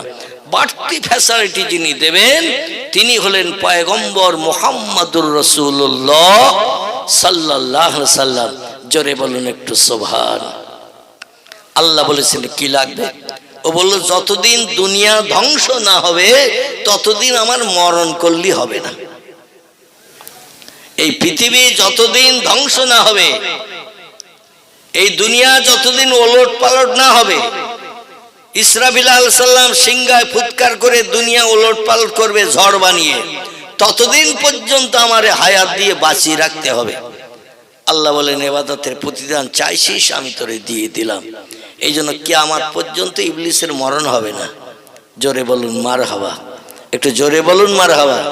আমরা যদি কেউ চাই কিয়ামত পর্যন্ত বেঁচে থাকতে হবে তো, কারণ আমরা তো ইবাদত করিনি, আল্লাহর কাছে কিছু চাই না। আল্লাহর কাছে চেয়েছিলেন কিছু মানুষ, আল্লাহ তাদের দাবি কবুল করেছেন। যেমন একজন আল্লাহর ওলি ব্যক্তি আছে, নাম তার হযরতে খিজির আলাইহিস সালাম। কি নাম বললাম? খিজির। এরপর কিন্তু কিয়ামত পর্যন্ত বেঁচে থাকবে, ওর কিন্তু মরণ হবে না। জোরে বলুন সুবহানাল্লাহ। আরেকজন ব্যক্তি আছে, একজন পয়গম্বর, তার নাম হলো হযরতে ইলিয়াস আলাইহিস সালাম। কি নাম বললাম? ইলিয়াস পয়গম্বর। আল্লাহ পাক তাকে কিয়ামত পর্যন্ত হায়াত দিয়ে পৃথিবীতে পাহাড় পরিচালনার দায়িত্ব দিয়ে রেখেছেন। জোরে বলুন সুবহানাল্লাহ। তার মরণ হবে না। আরেকজন ব্যক্তি আছেন যার নাম ঈসা রুহুল্লাহ আলাইহিস সালাম। পীর নবী মুহাম্মদ রাসূলুল্লাহ উম্মত না হওয়া পর্যন্ত তার মরণ হবে না। জোরে বলুন সুবহানাল্লাহ। আমাদের নবীর উম্মত হবেন, এই পৃথিবীতে আবার আকাশ থেকে আসবেন, 47 বছর হায়াতে বেঁচে থাকবেন। ক বছর? 47 বছর হায়াতে বেঁচে থাকবেন, বিয়ে শাদী করবেন। বিয়ের করার কারণে 3 মতান্তরে 4 জন বর্ণনাকারীরা বর্ণনা করেছেন, 3 মতান্তরে 4টে বাচ্চা হবে ঈসা নবীর। দুনিয়ায় রাজিত্ব করবেন, সমস্ত দেশের মানুষ তারে বাদশা বানিয়ে দেবেন, তার রাজিত্ব আমলে সোনা ফলবে জমিনে। জ্বলে বলুন সুবহানাল্লাহ। তারপরে আল্লাহ তার ইন্তেকাল করাবেন। ততদিন পর্যন্ত তিনি হায়াতে জিন্দেগিতে দ্বিতীয় আসমানে বসে আছেন, অপেক্ষায় কবে আল্লাহ দামেস্কাসের জামে মসজিদের মাথায় আমারে নামিয়ে দেবে। তাই জোরে বলুন আমিন। তো বক্তৃতা লম্বা হয়ে যাচ্ছে আমার ভাইরা। ইব্রাহিম নবী আলাইহিস সালামকে প্রাণ নাশের জন্য যখন পরিকল্পনা নিয়ে বস্তার ভিতরে ভরে দিল, ইবলিস শয়তান একটা যুবকের চেহারা নিয়ে এসে বলছেন, ইয়া আইয়ুহাল মালিক, ও দেশের বাদশা, এই বস্তাটা মোটা দেখছি, এর ভিতরে কি? বলে আমাদের চরম শত্রু দুশমন, যে পৃথিবীতে নতুন ধর্মের প্রচার প্রসার করছে, জনগণ সব আমাকে স্রষ্টা বলে মানে, আমার চেহারার মতো প্রতিমা বানিয়ে বানিয়ে ঘরে রাখে, সকালবেলা ঘুম থেকে উঠে প্রতিমার কাছে সেজদা করে, বাইরে কাজকর্মে চলে যায়, বাইরে থেকে কাজকর্ম করে এসে আবার আমার চেহারার প্রতিমা ঘরে প্রত্যেকে রেখে দিয়েছে, তার সামনে সেজদা করে উপাসনা করে, তারপরে তারা ঘুমাতে যায়। আর ও বলল, মাটির তৈরি প্রতিমার কোনো সেজদা করার প্রয়োজন নাই, যার দেহের ভিতরে প্রাণ নাই, জীবন নাই, তার সেজদার দরকার নাই, সে মানুষের কোনো উপকারই করতে পারে না। দ্বন্দ্ব বেঁধে গেছে, এই জন্য তারে দুনিয়া থেকে বিদায়ের চিন্তা ভাবনা নিয়েছি। জনগণকে এক মনে আমার ইবাদত উপাসনা করার, আমার চেহারার ফটোর কাছে মাথা নত করে সিজদা করার হুকুম জারি করেছি, সবাই তা মেনে নিয়েছে। আর এই হয়েছে পথের কাঁটা। এই পথের কাঁটা সরাতে হবে। তাই আজরের ব্যাটারে ধরে নিয়ে এসে বস্তার ভিতরে ভরেছি, মুখ বেঁধেছি। বলে কি করবেন?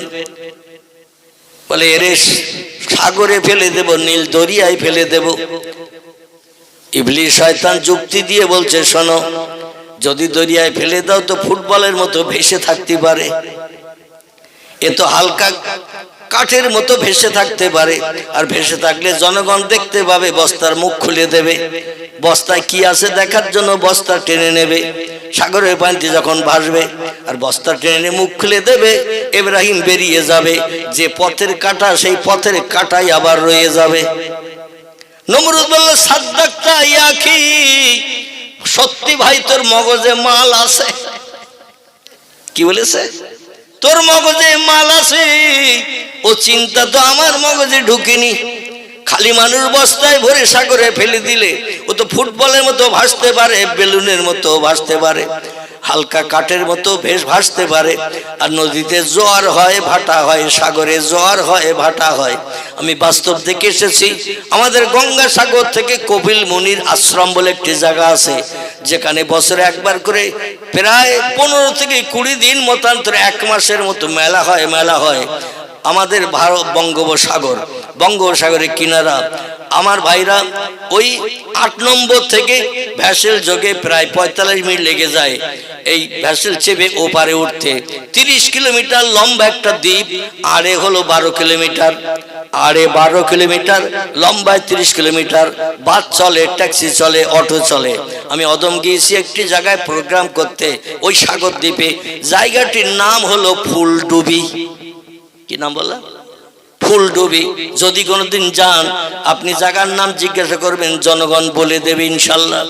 যেখানে জলসায় গিয়েছিলাম ফুলডুবিতে, ওখান থেকে আবার 12-13 কিলোমিটার দূর হলো গঙ্গাসাগরের মেলা, একেবারে সাগরের কিনারা। সেখানে গেলাম, সাগর দেখতে গেলাম। আমাদের পশ্চিমবাংলার মুখ্যমন্ত্রী তখন জ্যোতি বসু ছিল। কি নাম বললা? জ্যোতি বসু ছিল। এই গঙ্গাসাগর কপিল মুনির যেখানে আশ্রম আছে, আশ্রমের সামনে সাগরের কিনারায় তখন ঝাউ গাছ লাগিয়েছে। গাছগুলো মানুষ সমান কিংবা মানুষ সমান থেকে একটু উঁচু ছিল সেই সময়। অনেক বছর আগের কথা বলছি। এখন গাছগুলো কত বড় হয়েছে আমি আর যাই নাই, বলতে পারবো না। তবে যে সময় গিয়েছিলাম মানুষ সমান লম্বা লম্বা ঝাউ গাছগুলো সব বানিয়ে রেখেছিল। অবশ্যই এখন বড় হয়ে গেছে। তো সাগরের কিনারা দাঁড়িয়ে থাকলাম।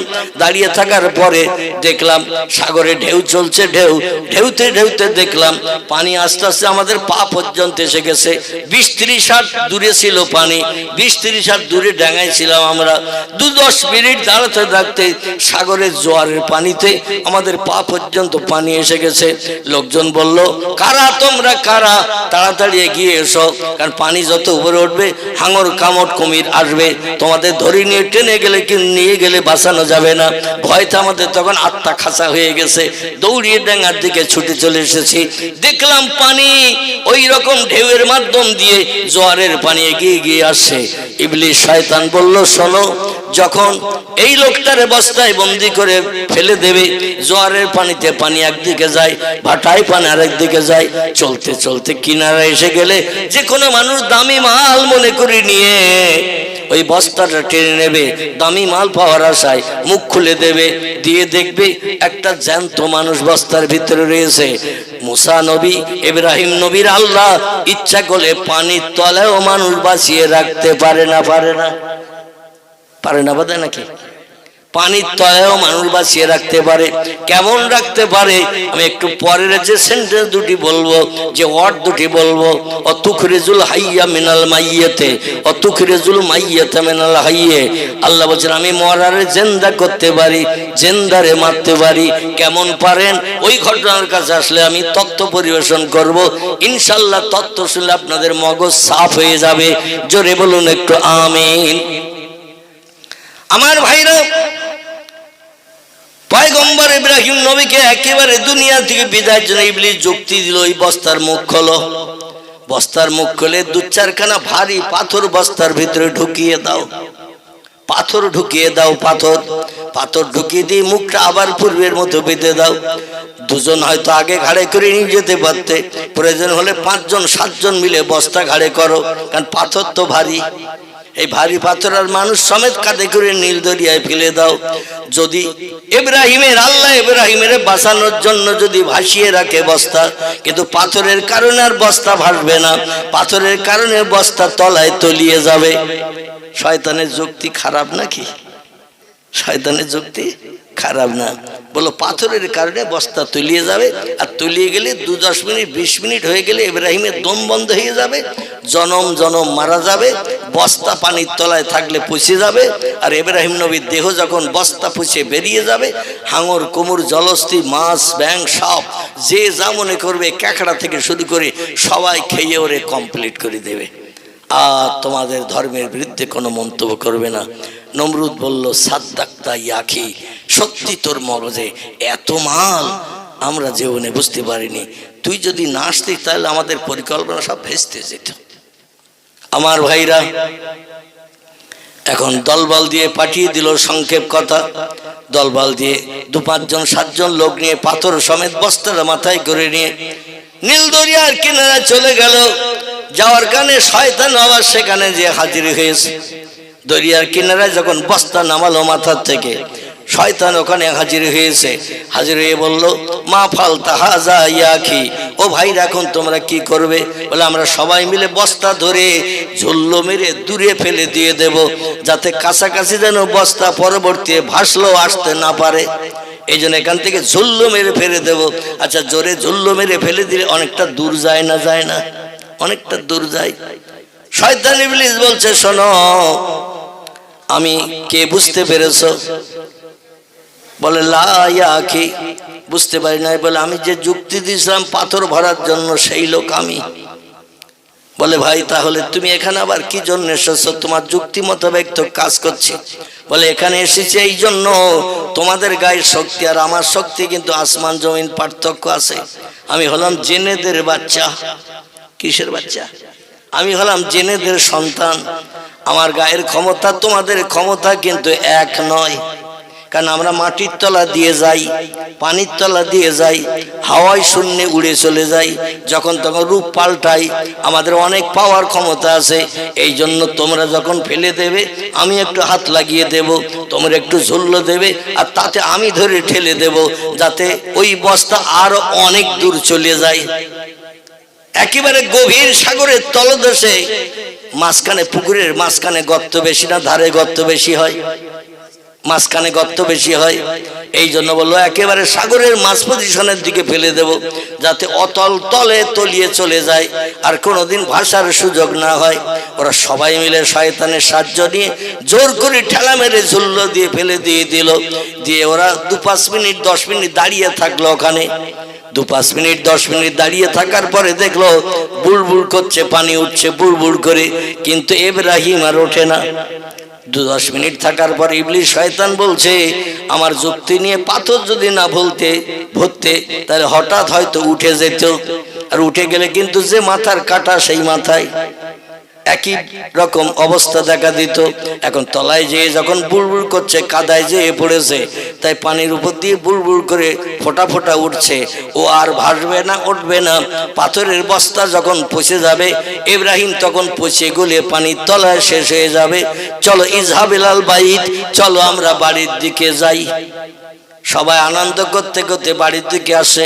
তার কারণ নমরুদ ঘোষণা দিয়েছিল, আমার জানি দুশমন আমার শত্রু, দেশের শত্রু, জনগণের শত্রু, এরে যদি তোমরা প্রাণনাশ করে সাগরে ফেলে দিয়ে আসতে পারো, আমি বড় বড় বিরাট পুরস্কার গিফট তোমাদের দেব, যে পুরস্কারে সারা জীবন আর খাটতে হবে না, বসে বসে খাওয়ার সুযোগ পাবে।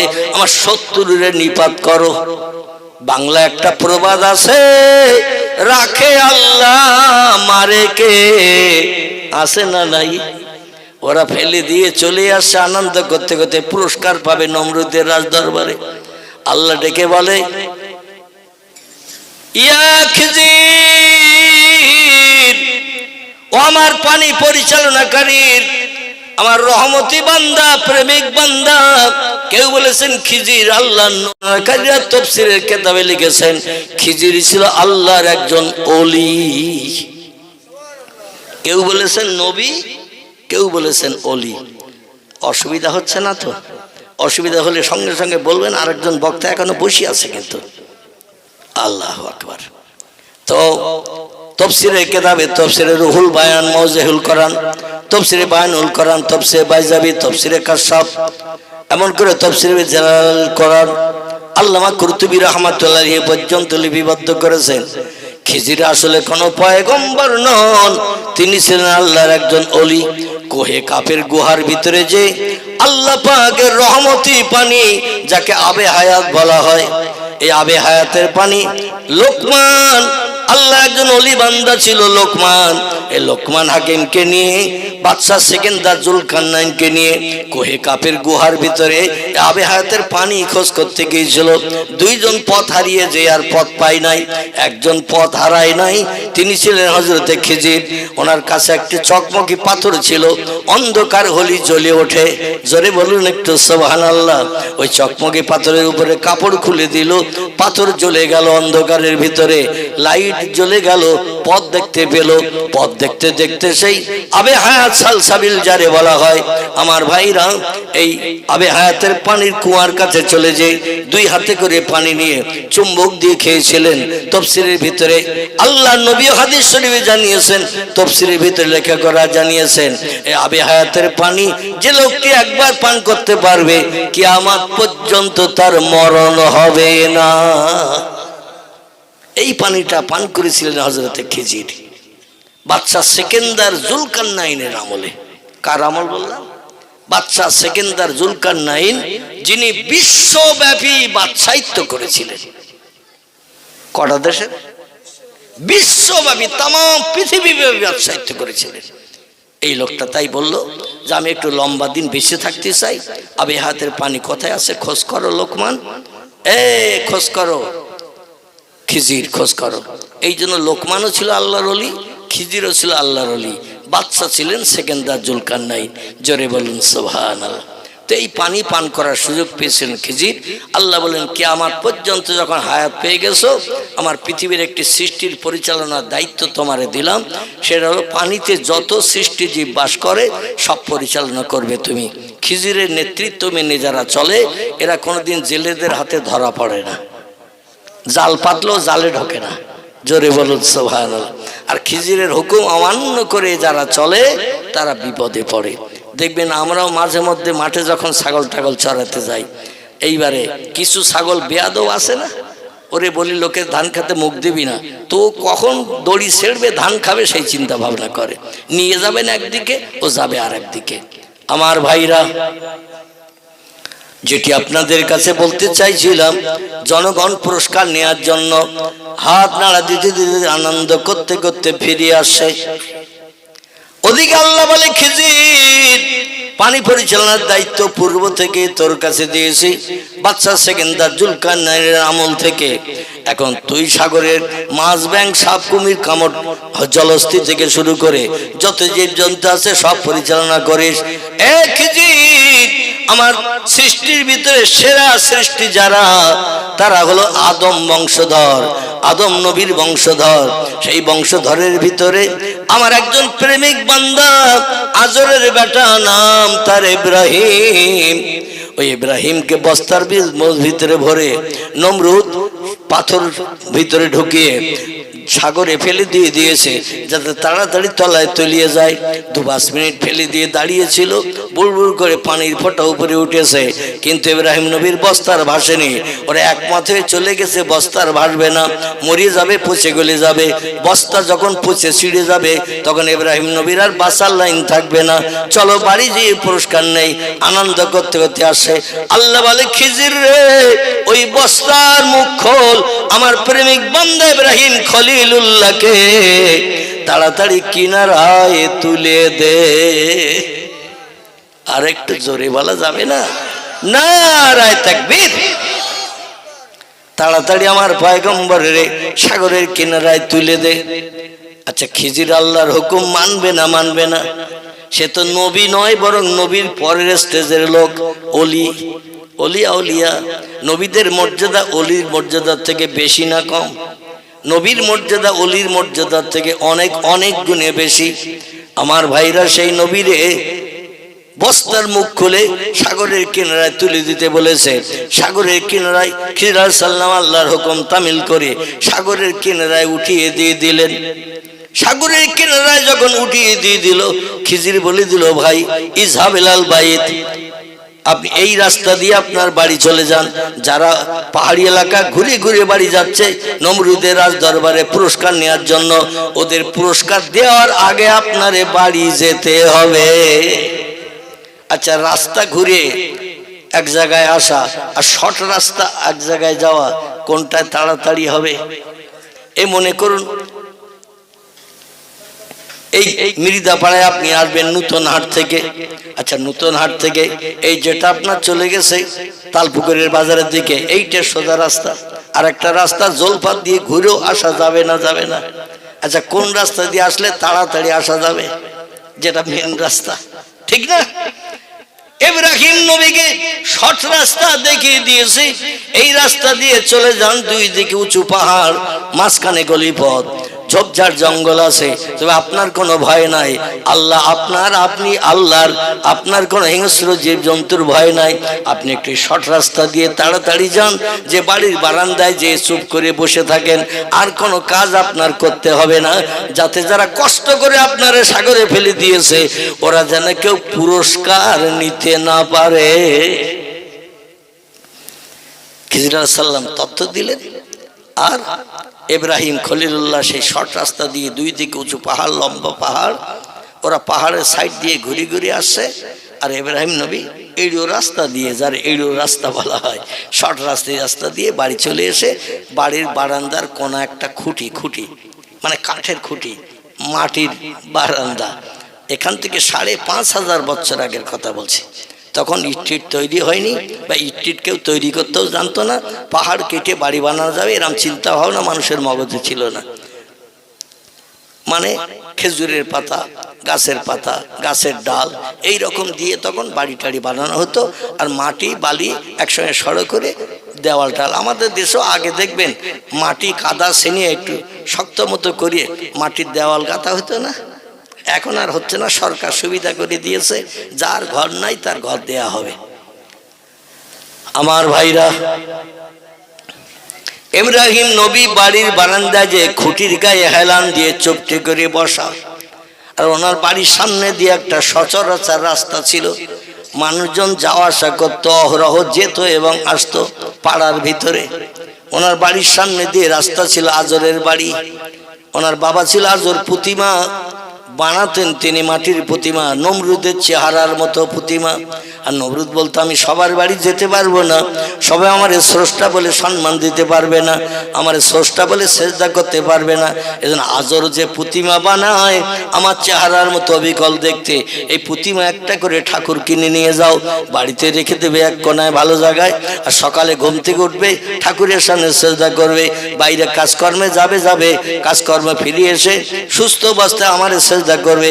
আমি তোমাদের সব দুঃখ দুর্দশা নিবারণ করব, আমার সেজদা করলে যার যা সমস্যার সমাধান করব, টাকা পয়সা যা লাগবে সব দেব, খাবার দাবার যা লাগবে সব দেব।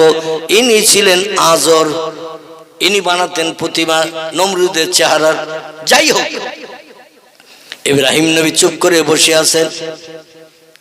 আর জনগণ যারা পুরস্কার নেবে আনন্দ ফুর্তি করতে করতে, নমরুদ জিন্দাবাদ, ইব্রাহিম মুর্দাবাদ, নমরুদ বেঁচে থাক, আজরের বাটে ইব্রাহিম মরিয়ে যাক, সাগরে ফেলে দিয়ে এসেছি, মরিয়ে যাক আজরের বেটা, দুনিয়ায় আর না দেখা যাক।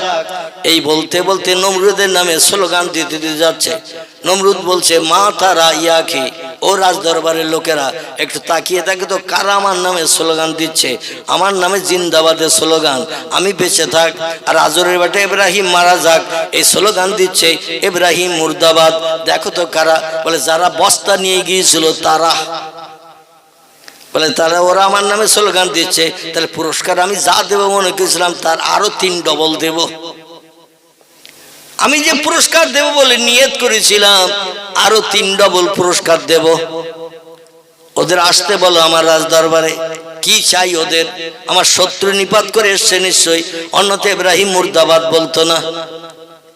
আসতে দাও ওদের। কাছাকাছি এসে গেছে। বাদশা নমরুদ জিজ্ঞাসাবাদ করছে, মা হালুকা মা করুকা ইয়া আইয়ুহান নাস, ও জন সকল লোক সকল, তোমরা বলো খবর কি? বলে দুনিয়ার খোদা, দুনিয়ার খোদা, আমরার শত্রুকে চিরতরে নিপাত করে সাগরে দিয়ে এসেছি। বলে 2-10 মিনিট দাঁড়িয়েছিলে তো, আবার ওর আল্লাহ আবার ভাসিয়েটা সে দেয় কিনা? বলে কোনো চিন্তা নাই, 2-10 মিনিট নয় বরং আরো বেশি সময় দাঁড়িয়েছিলাম, পানির থেকে বুড়বুড় করে গেজা উঠেছে, কিন্তু ইব্রাহিমের ভাষার কোনো নাম নিশানা দেখি নাই। তাই আমরা বাড়ি ফিরছি আনন্দ করতে করতে, গেলেই পুরস্কার পাবো। উনি বলে আমার নামে স্লোগান দিতে দিতে রাজদরবারের কাছাকাছি এসে গেছো, এজন্য আমিও নিয়ত করেছি আগে যে পুরস্কার দেব চিন্তা ভাবনা নিয়েছিলাম, তার থেকে আরো 3 ডবল পুরস্কার দেব। তবে তোমরা যে ইব্রাহিমের ফেলে রেখে এসেছো তার প্রমাণ কি? ওরা যে সাগরে ফেলে রেখে এসেছো, ও যে মরিয়ে গেছে, বেঁচে নাই, তার প্রমাণ কি? বলে আমাদের সঙ্গে একজন লোক ছিল, সে লোক তো এখন এখানে নাই। তাহলে তারে জিজ্ঞাসা করলে জানতে পারতেন যে নমরুদ বেঁচে আছে না মারা গেছে, সে প্রত্যক্ষদর্শী। সেও আবার বস্তায় হাত লাগিয়ে ঠেলা দিয়েছিল, যার কারণে ওর গায়ে এত শক্তি, আমরা যেখানে ঠেলা দিলে ফেলে দিতে পারতাম তার থেকে আরো অনেক দূরে চলে গেছে বস্তা, খুব গায়ে শক্তি। বলে তাই নাকি? বলে হ্যাঁ। বলে আমি তোমাদের পুরস্কার তো দেব, তবে এই ব্যবসায় আমি জয়ী হলাম না অজয়ী হলাম, আমার লাভ হলো না লস হলো, আমি একটু পরীক্ষা নিয়ে তারপরে তোমাদের প্রত্যুত্তর দেব, তোমাদের পুরস্কার দেব। বলে আর কি পরীক্ষা নেবেন স্যার? কি পরীক্ষা নেবেন হুজুর?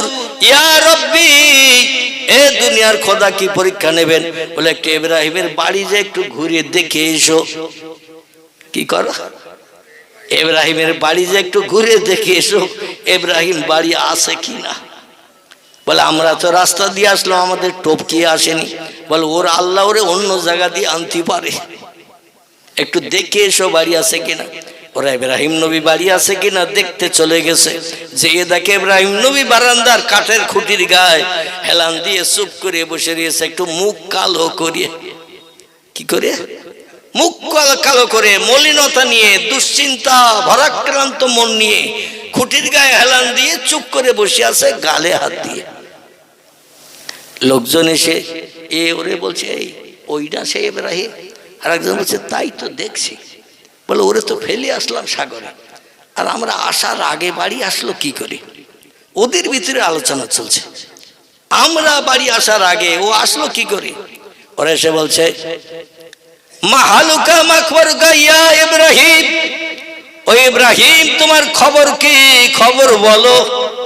ইব্রাহিম বলছে খায়ের খায়ের, আল্লাহ চায় তো খবর আমার ভালো, তবে একটুখানি চিন্তাযুক্ত আছি, আমি একটুখানি চিন্তাযুক্ত আছি। বলে খবর ভালো বললে আবার চিন্তাযুক্ত কি? বলে আমি মনে মনে ধারণা করছিলাম আমি যখন সাগরের ভিতরে গেলাম তোমরা যে উপকার করেছো তোমাদের কথা জীবনে ভুলতে পারবো না। বলে তোমার প্রাণনাশের জন্য বস্তায় ভরে ফেলে দিলাম সাগরে, আমরা উপকার করেছি না তোমার ক্ষতি করেছি? বলে না ভাই, তোমাদের মগজে চিন্তা ভাবনা, তোমরা আমার উপকার করেছো না ক্ষতি করেছো সেটা তত্ত্ব শুনলেই বুঝতে পারবে। জোরে বলুন একটু সুবহানাল্লাহ। তোমরা মনে করছো আমার ক্ষতি করেছো, কিন্তু আসলে তোমরা আমার উপকার করেছো। বলে কিরম উপকার করলাম? বলে ওই বস্তার ভিতরে শুধু যদি ফেলে দিতে তলায় যেতে আমার অনেক লেট হয়ে যেত, শুধু বস্তায় ভরে যদি ফেলে দিতি, সাগরের তলা অনেক গভীর, অনেক গভীর, হাজার হাজার ফুট গভীরতা। আটলান্টিক মহাসাগরের পানির গভীরতা হলো 14,500 ফুট। কত? এই পুকুরের গভীরতা কত? 10 ফুট, 9 ফুট, 11 ফুট হতে পারে নাকি? কিন্তু সাগরের পানির গভীরতা হলো 14,500 ফুট। নীলদরিয়ার পানির গভীরতা ওই রকম।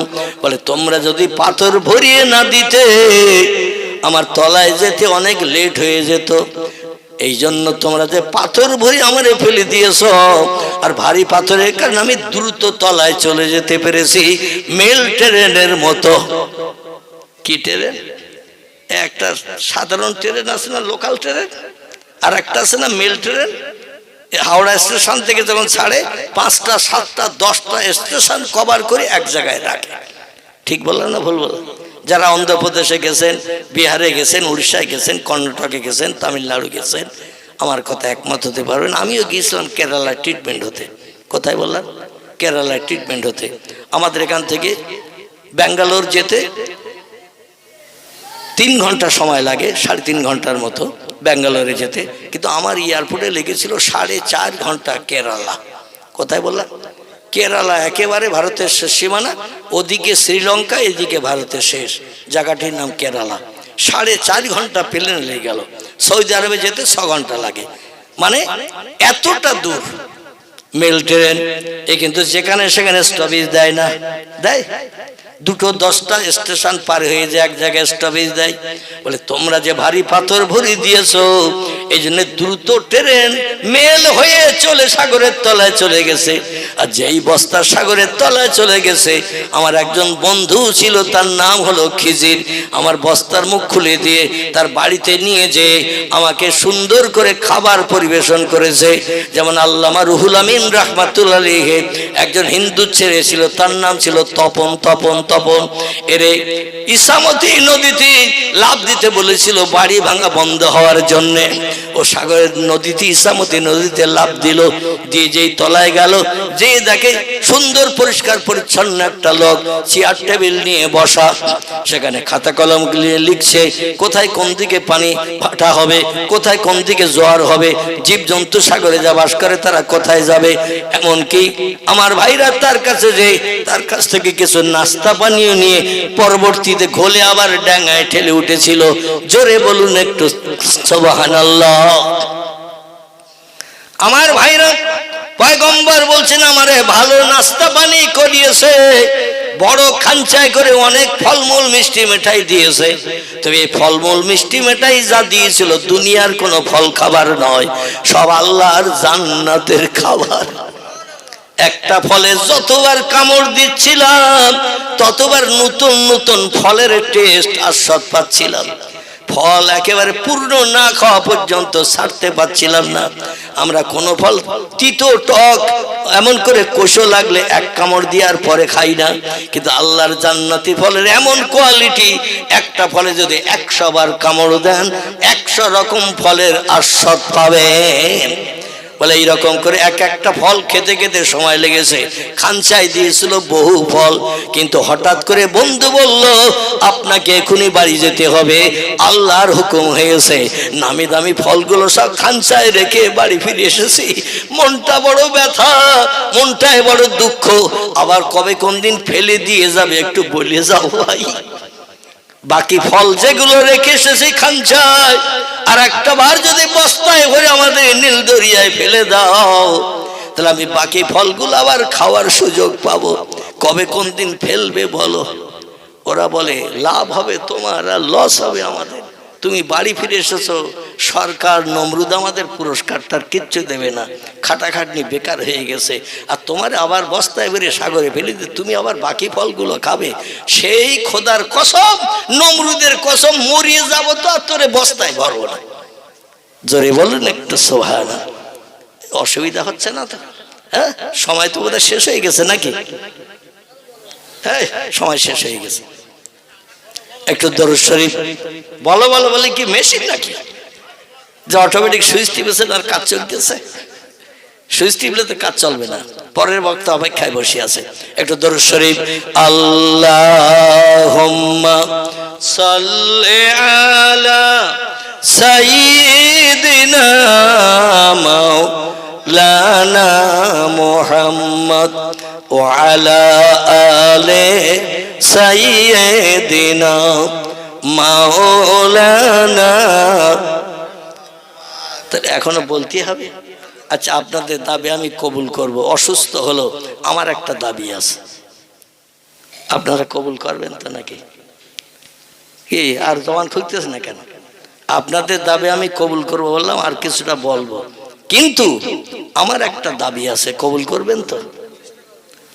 দাবিটা হলো এই, যত মানুষ বসে আছেন 100 করে টাকা আমি মাজুর অসুস্থ ব্যক্তি এই নূতন মসজিদের উন্নতি কল্পে, জলসার উন্নতি কল্পে 100 করে টাকা আমার হাতে দিতে হবে। কারণ আমার আগের বক্তা কালেকশন করেছে, আমি মসজিদের ভিতরে বসে যা বুঝলাম ভালো কালেকশন হয়নি। এ ঠিক বললাম না ভুল বললাম? কালেকশন ভালো হয়নি। এই জন্য আমি আপনাদের কাছে দাবি রাখবো, যদি নগদ থাকে পকেট থেকে বার করে আনেন, তাহলে আর কিছুটা বলবো। আর যদি বলেন হুজুর আর শুনবো না, তাহলে পয়সা দিতে হবে না আমার হাতে। আল্লাহু আকবার। দেখেছেন তো, এই হলো ইমানদার মুমিনের লক্ষণ। একজন নাদান আলেম পয়সা চেয়েছে, ও ভবিষ্যতের চিন্তা, কালকের বাজারের চিন্তা দূর করে দিয়ে 100 টাকা আমার ভাই প্রথম আমার হাতে দিয়ে গেছে। আমি একটু তাকবীর ধ্বনি দিয়ে আওয়াজ দেন তো দেখি। নারায়ে তাকবীর। আওয়াজের অবস্থা ভালো না, এটা আমি বুঝতে পারছি। সবাই উঠবে না, শয়তান দূর করতে হবে রাত 12টার সময়। কি করতে হবে? শয়তান দূর করতে হবে। শয়তান দূর করার প্রধান নমুনা হলো, প্রধান নম্বরের হাতিয়ার হলো তাকবীর ধ্বনির আওয়াজ একটু জোরে দিতে হবে। তাকবীর ধ্বনির আওয়াজ যত দূর যাবে, শয়তান এর ভিতর থেকে ছুটে পালিয়ে চলে যাবে, শয়তান আর ভেতরে থাকবে না। আর শয়তান যদি না থাকে, কুমন্ত্রণা দেওয়ার আর কেউ আছে? কুমন্ত্রণা দেওয়ার আর কেউ নেই। অবশ্যই প্রত্যেকটি ইমানদার মুমিন মুসলমান কবরে চিন্তা করে, হাসরে চিন্তা করে, জাহান্নামে চিন্তা করে পকেটে অবশ্যই হাত দেবে। আর যদি কাছে না থাকে, এখানে খাতায় একটু লিখে দিতে হবে। পারবেন? 100 টাকা, বেশি না, 100 টাকা। এখন তো বাজারে গেলেই মাল কেনার আগে টাকা ফুরিয়ে যাচ্ছে, ঠিক কি না? এই দেখেন সব এসে দাঁড়িয়ে গেছে। আল্লাহু আকবার। আমার ভাই প্রথম 100 টাকা দিয়েছেন, এই জন্য আমি তার নামে একটু তাকবীর ধ্বনি দেব। জোরে আওয়াজ দেন, নারায়ে তাকবীর, নারায়ে তাকবীর। 100 টাকা বলুন মারহাবা, 100 টাকা বলুন মারহাবা। আল্লাহ দান কবুল করুন, সকলে বলুন আমিন। দাও বাবা। আর আমার একজন মহব্বতের ছেলে সমতুল্য হয়, শহর ভাইয়ের ছেলে না? আলহামদুলিল্লাহ। যদি এ পাড়ায় খুব একটা বেশি ঢুকিনি, তবু আমি নজরে দেখে চিনতে পেরেছি। আমার চোখের পাওয়ারও অনেক কম হয়ে গেছে, রাতের বেলা তো হাঁটতে পারি না, কোথায় পা ফেলছি ঠিক বুঝতে পারি না। তারপর আমি চশমা আজকে সকালবেলা আমাদের এই এমএলএ সাহেব বসিরহাটের, মানে সপ্তর্ষি ব্যানার্জি, ওর কাছে গিয়েছিলাম, যে আমার সে চশমা নিয়ে নিয়েছে, কাজ পাল্টে দেবে। তো আমার স্ত্রীর চশমা ছিল, তাই বুকেই নেবে দিয়েছি, মানে চোখেও দেয়নি, মানে এতে পাওয়ার কম। এতে দেখলে সেই চশমা দেওয়া যা না দেওয়া তাই, মানে এতে কিছু দেখা যাবে না, পড়া যাবে না, তাই শুধু বুকে বাঁধিয়ে রেখে দিছি। মানুষের চশমা একবার দিয়ে এসেছি, দেবে শনিবারের দিন, কিন্তু শনিবার আমি বাড়ি থাকতে পারবো না, আমার প্রোগ্রাম আছে মুর্শিদাবাদ, শুক্রবারে জলসা আছে উত্তর দিনাজপুর। কোথায় বললেন? উত্তর দিনাজপুর, মানে মালদা থেকে আরো 150 কিলোমিটার উপরে রাস্তা, মালদা থেকে। আবার বহরমপুর থেকে মালদা 150 কিলোমিটার রাস্তা। তারপরে ফেরার পথে বেলডাঙ্গায় প্রোগ্রাম করব শনিবারে, করে রাতের বেলা ফিরবো ইনশাল্লাহ। দোয়া করবেন আল্লাহ রাস্তাঘাটে যেন অ্যাক্সিডেন্ট বিপদ না ঘটায়, জোরে বলুন একটু আমিন। আচ্ছা, আমি মরি এইটা চান যে তার বলতে হবে না, আর যে যে চান না সে একটু জোরে আওয়াজ দেন আমিন। নারায়ে তাকবীর। আমার শহর ভাইয়ের ছেলের নাম কি? শওকত আলী মৃধা, তিনি 100 দিয়েছেন। আল্লাহ তার দান কবুল করুন, সকলে বলুন আমিন, জোরে বলুন আমিন। দাও বাবা। আরে 5 জন দিয়েছেন 500 টাকা। 100 কত কম নেই তো? আমি গুনলাম না। একটা ছোট্ট বাচ্চা সে দিয়েছেন, আহারে 100 ছিল না, তবে বঞ্চিত করলেন না। মাজুর অসুস্থ গুনাহগার ব্যক্তিকে বঞ্চিত না করে 50 টাকা ছোট্ট বাচ্চা দিয়ে গেছে। কে দিল জানি না, আল্লাহ যিনি দিয়েছেন তার দান কবুল করুন, মনোবাঞ্ছা পূর্ণ করুন, উদ্দেশ্য সফল করুন, এহকাল পরকালে ভালো দান করুন, দুনিয়ার সংসার জীবনকে সুখময় করুন, আয় রোজগারে কারবারে ব্যবসায় চাষে হাড়িতে দানায় দানায় বরকত দিয়ে সংসারকে সুখী সমৃদ্ধিশালী করে দিন, সকলে বলুন আমিন। নারায়ে তাকবীর। আরে আমার মহব্বতের ভাই, এমন করে তিনি দিয়েছেন 100 টাকা। আর কারো কাছে নেই? আমি জান বুঝদিস কারো কাছে নেই। আচ্ছা, আমি একটু পকেট চেক করব, এই জাহিদকে তুলে দিয়ে পকেট চেক করব। আমার ভাইরা যার পকেটে আছেন, আল্লাহর কোরআনের ইজ্জতের খাতিরে, আল্লাহর ইবাদতের ঘর পৃথিবীর শ্রেষ্ঠ জায়গা, জায়গাটির নাম হলো মসজিদ। নবী বলছেন খাইরুল বিকায়ে মাসাজিদুহা ওয়া শাররুল বিকায়ে আসওয়াকুহা। পৃথিবীতে যদি উত্তম কোনো ভালো জায়গা থাকে, জায়গাটির নাম হলো মসজিদ। মসজিদ। পৃথিবীতে যদি কোনো নিকৃষ্ট খারাপ জায়গা থাকে, ওই জায়গাটির নাম হলো মার্কেট, বাজার।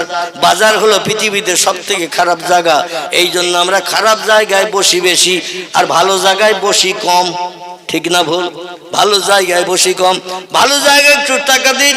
আল্লাহ পাক তিরমিজি শরীফের হাদিসে নবী জানিয়েছেন, এই মসজিদের জবান খুলে যাবে হাসরের মাঠে। আল্লাহ পাক মিজানের দাড়ি পাল্লায় নেকি ওজন করবেন। পাপের পাল্লা যার ভারী হয়ে গেছে, লোহার শিকলের দড়ি গলায় পরিয়ে দিয়ে হড় হড় করে ফেরেশতারা জাহান্নামে টেনে নিয়ে যাবে। জাহান্নামের দরজা পর্যন্ত যখন ফেরেশতারা নিয়ে যাবে, হঠাৎ দেখবে জাহান্নামের দরজা অ্যাটাক করে দাঁড়িয়ে আছে একজন, সে হলো আল্লাহর পাক কালাম কোরআন। অন্য একটি হাদিসে এসেছে, ওখানে দাঁড়িয়ে আছে এই দুনিয়ার মসজিদ। জোরে বলুন একটু সুবহানাল্লাহ।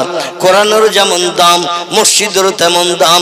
মসজিদ বলবে আইনা তাযহাবি আইয়ুহাল মালায়েকা, ও আল্লাহর ফেরেশতা, এই লোকটারে কোথায় নিয়ে যাচ্ছ?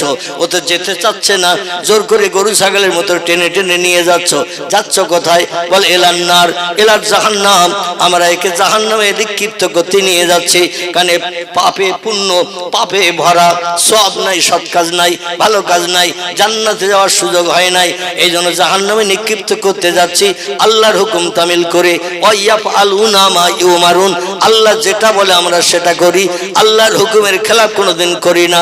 মসজিদ সেদিন জবান খুলে বলবে, ও আল্লাহর ফেরেশতাগণ, এই লোকটা, আমি মসজিদ আমার ভিতরে ইবাদত বন্দেগী করতো না, কিন্তু আমাকে সুন্দর সৌন্দর্য মণ্ডিত করার জন্য, আমাকে দর্শনীয় জায়গা বানানোর জন্য রক্ত ঘামানো, ঘাম ঝরানো পয়সা আমি মসজিদ আমার জন্য দান করে দিয়েছিল। পৃথিবীতে আমার মহব্বতের মানুষ জাহান্নামে পুড়বে, আর আমি মসজিদ জান্নাতে যেয়ে থাকবো, ওটা আমি পছন্দ করি না। আমাকে ওই লোকটির সঙ্গে জাহান্নামে নিক্ষেপ করে দাও। আল্লাহ ডেকে বলবেন, ফেরেশতারা, আমার ইবাদতের ঘর মসজিদ কি বলছে? সেদিন ফেরেশতারা বলে, আল্লাহ ইবাদতের ঘর মসজিদ বলছে।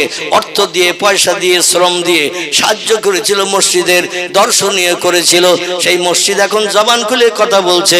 ওর মহব্বতের বন্ধু যদি জাহান্নামে যায়, তাহলে একেও জাহান্নাম